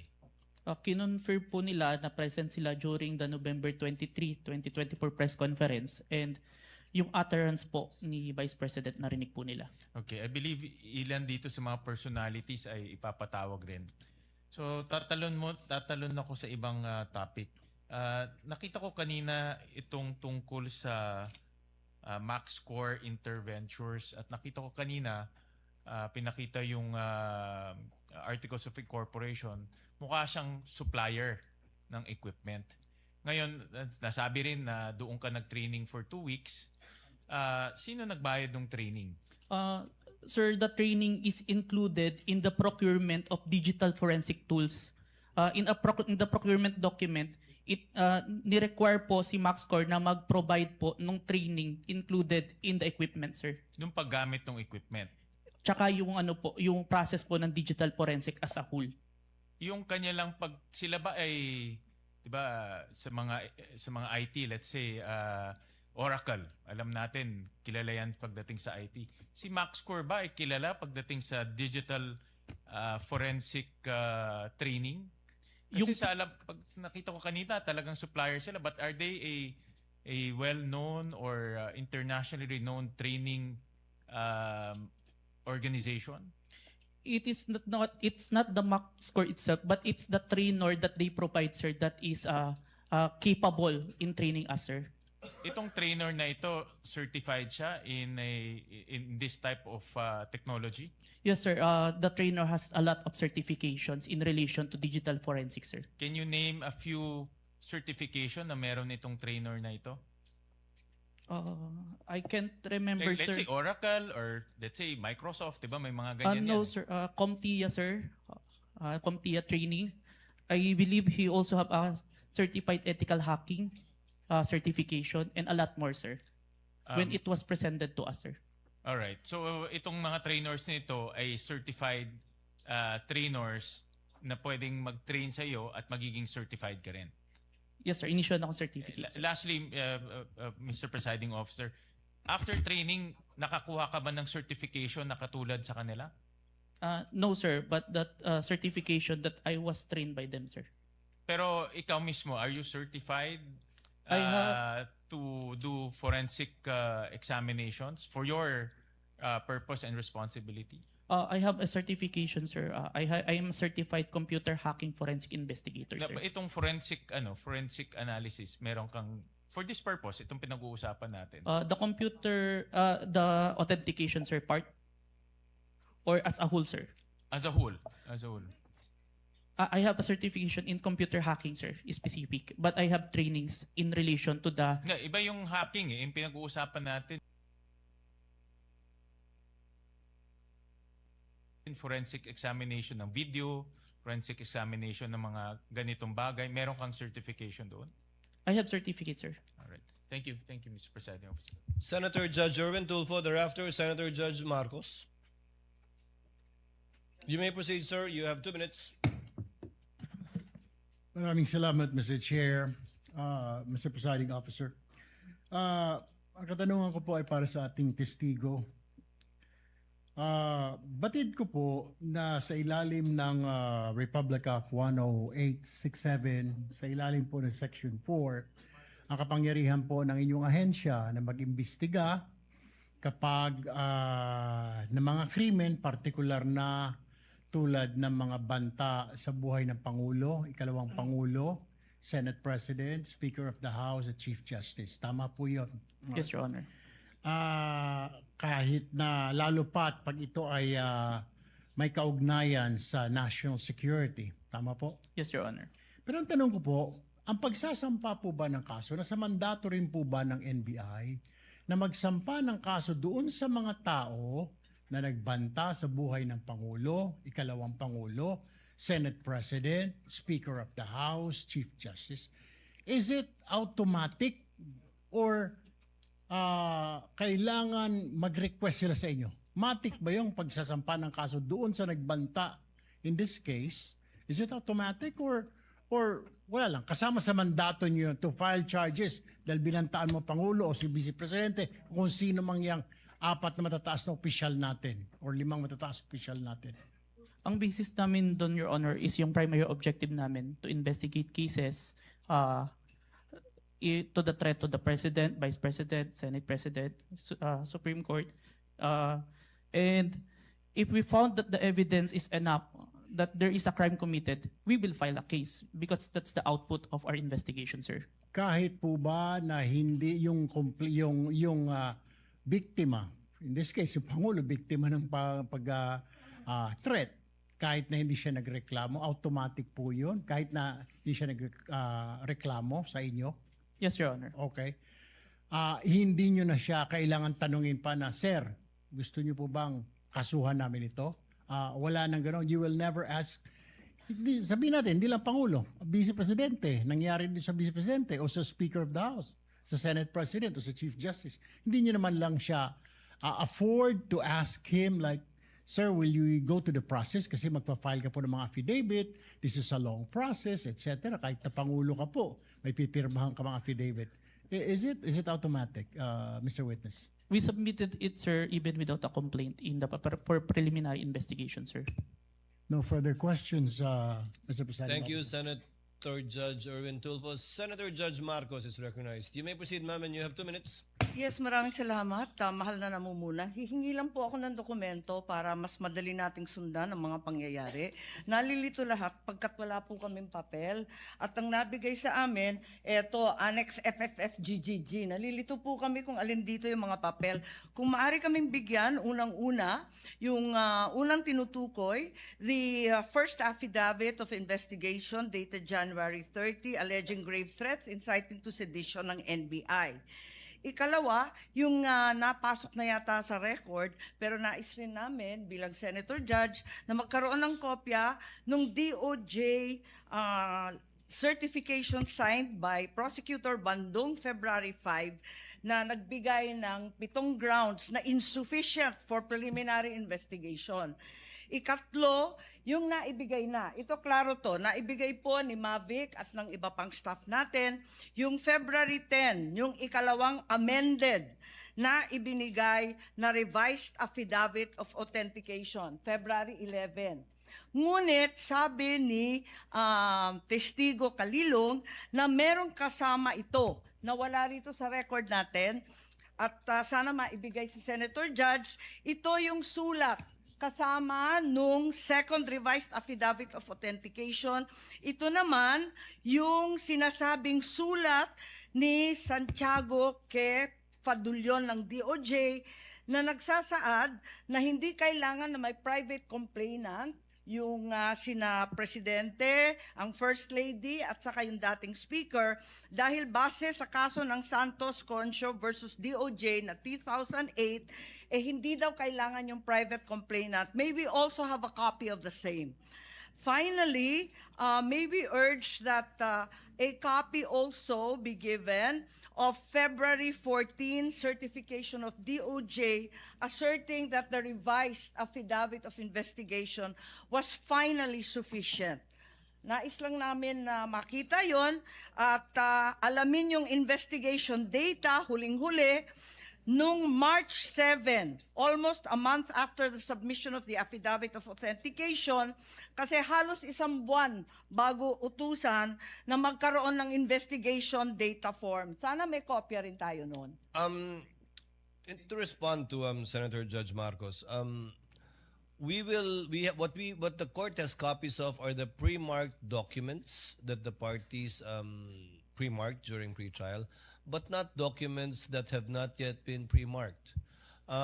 Most of the documents you mentioned that was discussed by counsel for respondent has not yet been pre-marked. They only used it to confront via cross-examination the witness of the prosecution. But the ones we have, we will furnish you with a reminder, of course, Senator Judge Marcos, that these documents have not yet been formally offered by either party.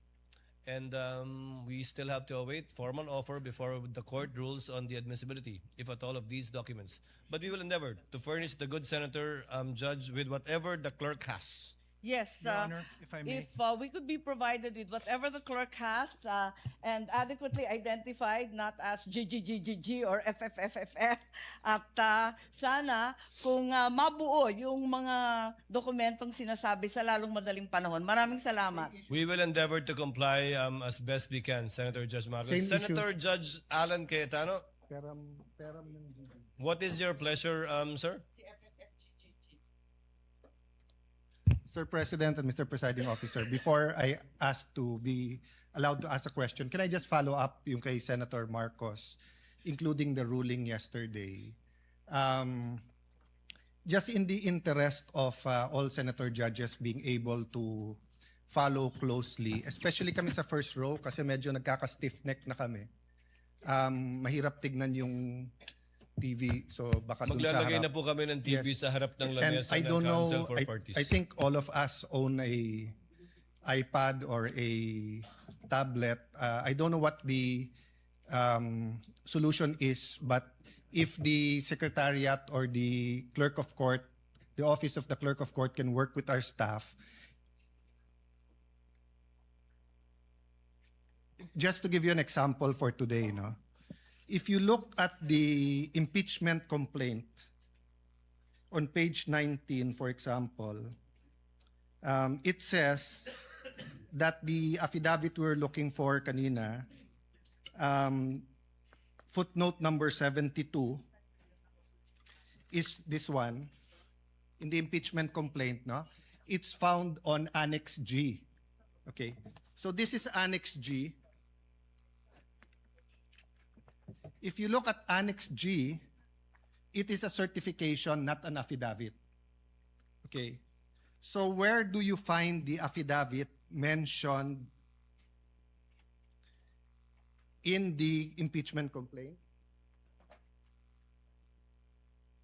You actually find it in Volume 14, Annex FFFFFFFFF-GGG. GGGGGG. So before I can even say that, That's FFFFFF to GGGGGG. yes. So even before we finish saying that, Your Honor, Mr. Presiding Judge, medyo mahirap. To further complicate, the annexes when delivered to us was labeled annexes, and then when it was pre-marked, iba na yung marking. That is correct. Okay. So to clarify, I'm not asking both the prosecution and defense to give us any documents in advance that will prejudice their presentation or the rebuttal. I do understand that it has to be offered, but to speed things up and to make sure we understand, in the same manner that they're asking the witness to examine it, maybe we can be given a copy to examine at the same time, whether digital or actual copy. I don't want to impose upon them to print 24 copies. But again, anyway, it's Wednesday. We have Thursday, Friday, Saturday, Sunday for our staff and the clerk of court to meet. I think we already have a solution for you, Senator Judge Cayetano, as well as for Senator Judge Marcos. We will be furnishing the parties either via soft copy to your respective iPads or laptops, or we will enter their official emails as well.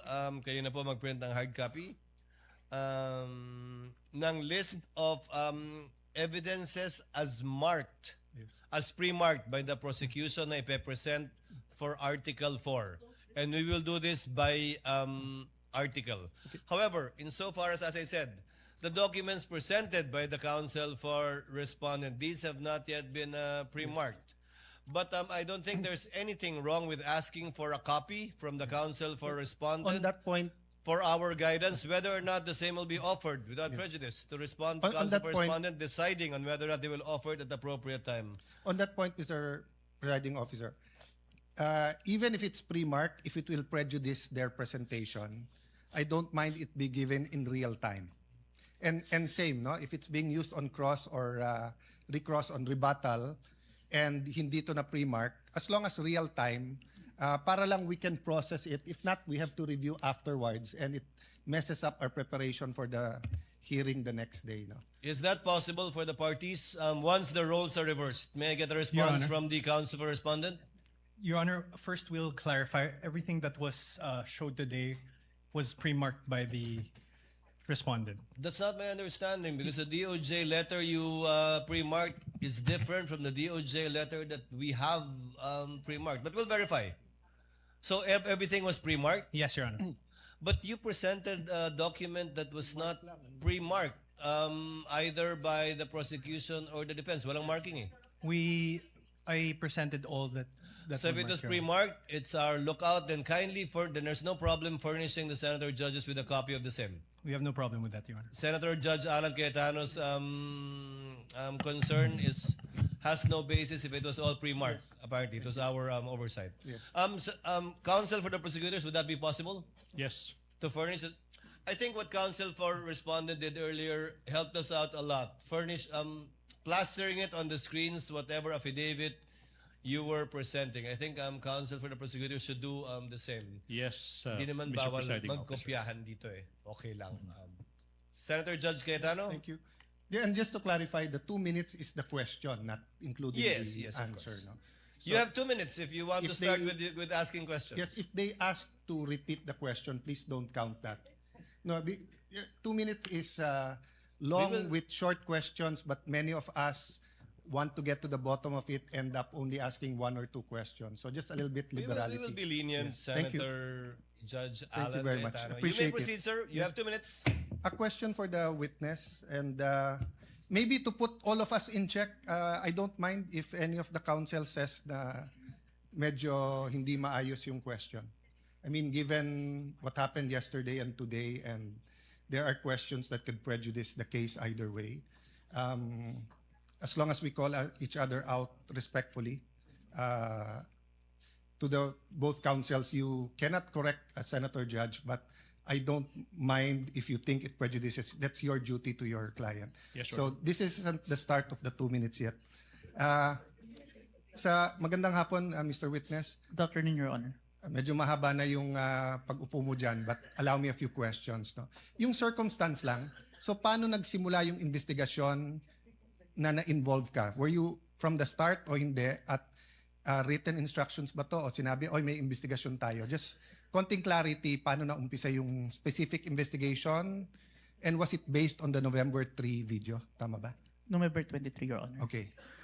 It all started, I received a phone call, sir, from my executive officer that there is a video wherein there is a statement given by the Vice President which is classified as threat, and I was tasked and assigned to investigate the case, sir. Okay. So basically, ganun yung pagkasabi na I'm tasking you to look at the video, investigate. Yes, Your Honor. Were you working alone or with a group? With a group, Your Honor. NBI group. Yes, Your Honor. And was this is there an interagency also or just purely NBI? Don't have personal knowledge. Maybe our chief, sir, has the Okay. knowledge on that, sir. Yes. No, that's all I asked for naman, yung personal knowledge. Yes, Your Honor. So pakiulit mo yung sinabing, how exactly sinabi sa'yo na tignan mo yung video, imbestigahan mo, or may statement? So, To be specific, sir, as far as I remember, may statement si Vice President regarding the November 23 press conference na kung saan may pagbabanta na naganap, Okay. pakiimbestigahan. pakiimbestigahan. So, ganun ka-general. Yes May po. pagbabantang naganap, pakiimbestigahan. Yes po. And you proceeded by watching the video. Yes, Your Honor. And when you watched the video, you got to the part na may pagbabanta. No, Your Honor. I first don't know which part of that. So, you watched the whole video, of course. First, the clippings, Your Honor. Okay. Then, I look for the whole video, Your Honor. Then you watched the whole video. Yes, Your Honor. And thank you for your honesty. So, after the clipping, tapos the whole video, what did you do next? You reported or you made your recommendations? I don't understand the process lang kasi. Upon identifying the whole video, I informed my executive officer that I identified the video, Your Honor. And then yung sinabi mo yesterday, then you started looking for patterns. That's why you looked at yung dating mga video ni Vice President. Yes, Your Honor. So you started investigating the threat against the President, the First Lady, and the former Speaker of the House. Yes, Your Honor. Did you investigate the threat against the Vice President? We tried, Your Honor. How did you try? It is included in our letter to the Vice President, Your Honor. That's why we were inviting her to proceed to our office to investigate the threats to her life, Your Honor. How about the vlogger who asked her about Oplan or whatever they call that Romanov? Did you invite them? Yes, Your Honor. And did they testify? The Princess Maui did not appear, Your Honor. Did not appear. Did you also look for previous videos that are threatening to the Vice President? We look on the Romanov part, Your Honor. Okay. But we identify a different person who first mentioned the Romanov, Your Honor. Did you coordinate with the PSG? I have no personal knowledge, Your Honor. You yourself?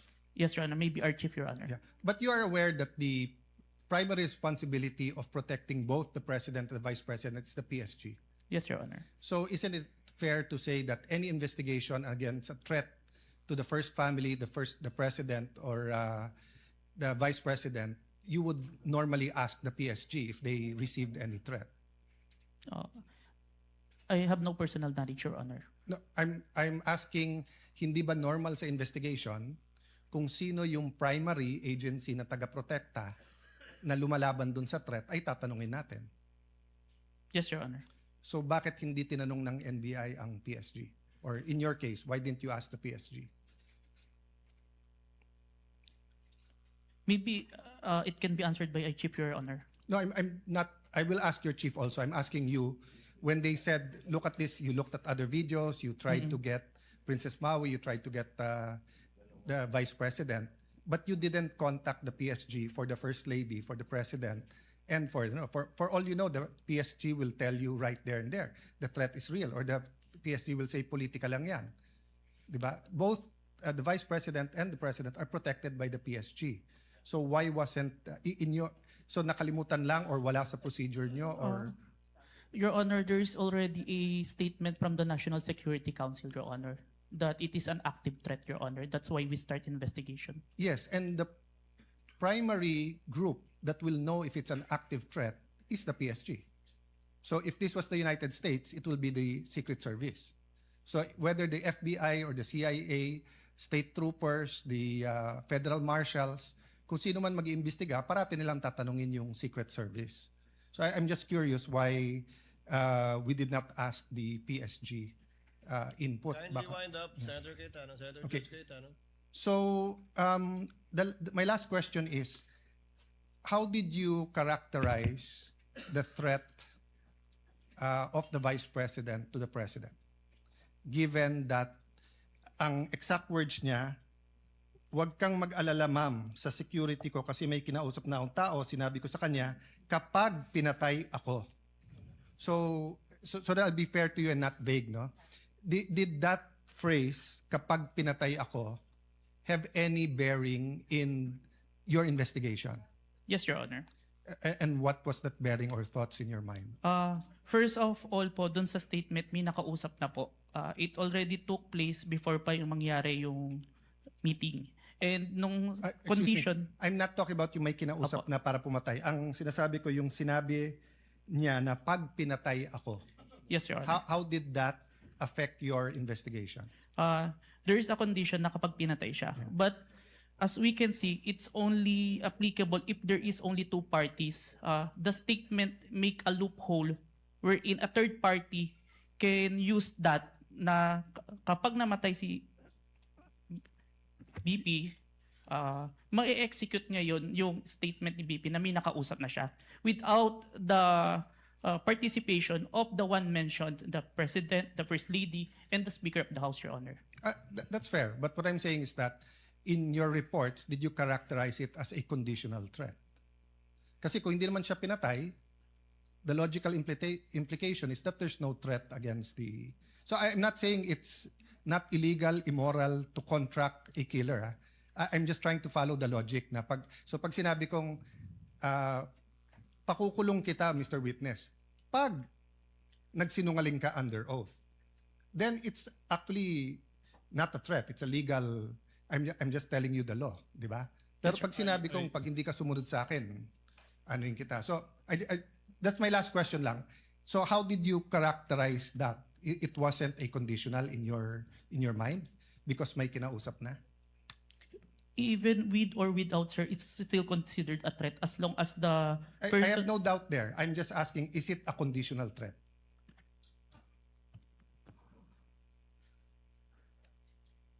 Based on our affidavit, sir, I believe it's conditional, which...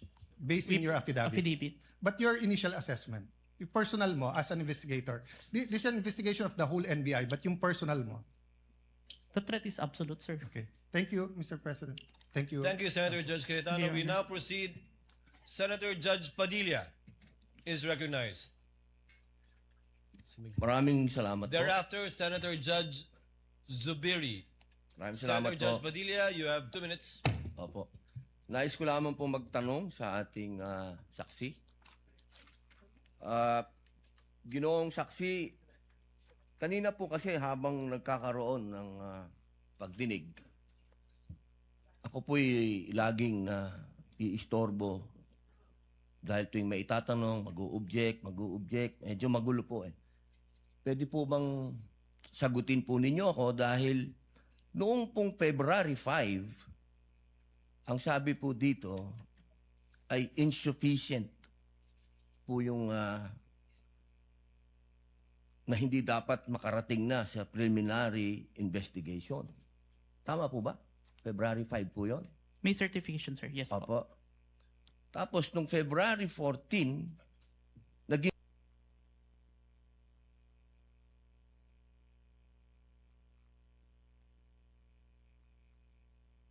insufficient na for conduct of preliminary investigation. Nasagot po ba yung 7 na sinabi dito na para, ang sinasabi po kasi dito nung February 5, merong 7 na kulang. I believe so, sir. That's why we have received a certification, sir. Ayun. Kasi po, parang narinig ko kanina, hindi po naibigay yung original copy nung sinagawang interview kay Vice President Sara Duterte. Yung original po na kopya, kung sino po yung nag-record. Wala po kayong affidavit? Meron po ba kayong affidavit na nakuha nyo? Yes, sir. Ako po yung ang inire-request po ng DOJ dyan is affidavit po nung nag-screen record, which is my affidavit, Your Honor. Meron po siyang affidavit? Ako, sir. Ako po yung nag-execute, sir.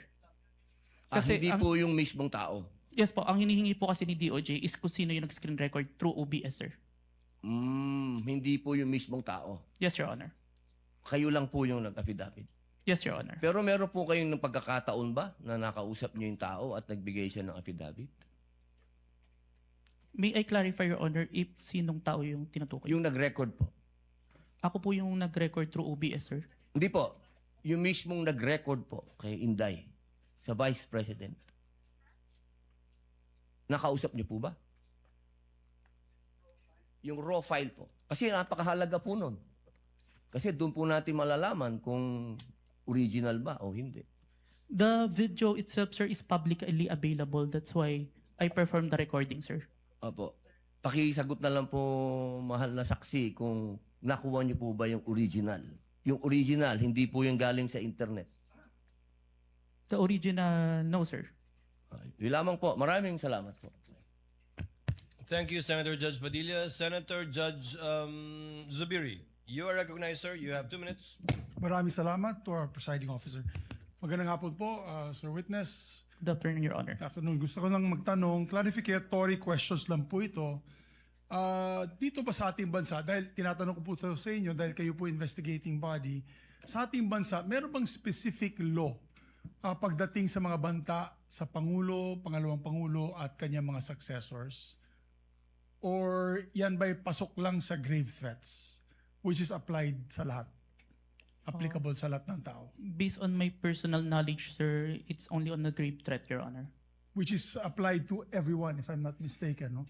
Kasi sa batas sa Amerika, sa Estados Unidos, meron po tinatawag na number 18 under the United States Code, Section 871. There is a specific law na pinagbabawal po itong mga threats to the President, Vice President, and its successors.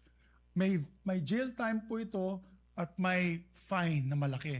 As a matter of fact, dito sa panahon ni Pangulong Trump, marami na po silang kinasuhan at hinabla at napasok sa kulungan dahil sa paglabag nitong batas na ito. At Secret Service po ang sumasagawa ng investigasyon. Sa atin ba dito, ang NBI ba ang nabigyan po ng kapangyarihan para gawin itong investigasyon under your new NBI code? Under our law, sir, the new NBA law, included po yung investigation to the threats to the life of the President, the Vice President, the Speaker, the Senate President, and the Supreme Court, sir. So, klaro na kayo, nasa kapangyarihan ninyo. Kasi hindi pwede sa Presidential Security Group. Hindi katulad sa Estados Unidos, yung Secret Service ang talagang nanguhuli at nag-imbestiga. Sa atin dito sa Pilipinas, ang NBI po ang nangunguna sa investigasyon. Tama po ba yan o mali? It is within our law, sir. Okay. And this is just food for thought because not only are we senator judges, we're also legislators. It may be time that we also craft a law that will be specific on threats made to the President, Vice President, and its successors, meaning the Senate President, the Speaker of the House, and the Supreme Court Chief Justice. Sa Amerika kasi, sa batas po nila, and I'll just wrap up, the defendant, to secure conviction, the defendant communicated a threat. The defendant understood and intended the statement as a true threat. Hindi po niya sinabi, joke only in the end. And pangatlo, the defendant knowingly and willfully makes the threat. So just food for thought as legislators as well. So maraming salamat po, Mr. President. Thank you, Senator Judge Zubiri. We now proceed to where we left off. I believe that was the redirect of the counsel for the prosecutor. Just out of curiosity, without any pressure, because I promised I would declare a break somewhere in between. Depending on how long your direct and recross would be, I can call the break after the recross and the statement of the counsel for respondent, so that we break on a good point before we call on the last witness for today. Yes, counsel for the prosecutors. As to the question, if the prosecution will do the direct examination. The redirect. Kung mahaba-haba Sorry, pa the yung redirect examination after the cross-examination of the defense. The prosecution decides not to conduct a redirect, Your Honor, please. Thank you, counsel for the prosecutor. Counsel for the respondent, do you want to begin to utilize your time now? Your Honor, I will turn over the the mic to my co-counsel. He will also be the cross-examiner for the next witness. But Your Honor, please, sorry. May I make a manifestation, Your Honor, please, before we proceed, Your Honor, please? A manifestation as to the In statement. connection with what, counsel for the prosecutors? As to the manifestation earlier that all the documents that were confronted, that were Yes. presented to the witness, I believe that the defense said that all those exhibits were pre-marked. But based on our records, Your Honor, please, and then I hope the defense will clarify this for the record. We perused the documents and we don't see that the articles of partnership and the screenshots of the websites that were presented earlier, based on our tally, based on our records, these were not pre-marked, contrary to what the defense manifested. So we would like to seek clarification from the defense. That is correct, Your Honor. Those 3 documents were not Noted pre-marked. and entered into the records. Thank you so much. Given that there is no redirect and recross, counsel, can you state for the record your name? Good afternoon, Your Honors. I am Mark Sivin Luan for the Vice President. Sir, you're aware of the situation. Time was given to the counsel for the prosecutors to make a discussion about whether or not Article 4, the acts alleged in Article 4 constitute an impeachable offense. You have the same time of 4 minutes and 26 minutes, which will round. Before I allow you to continue, kawawa naman si Mr. Calilong. Mr. Witness, Mr. Calilong, Senator Judge Lacson, before.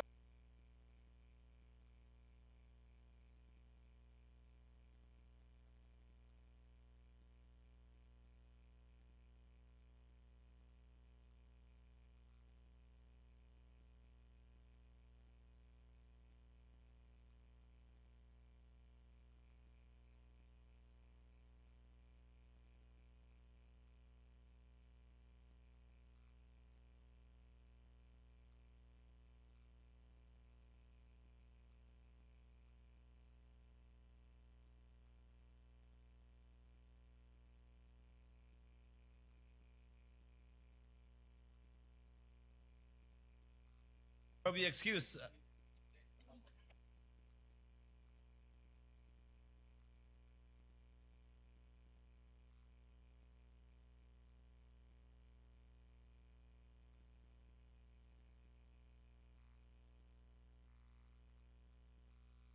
Lately, Your Honor. Lahat nakalagay. Pag AI generated,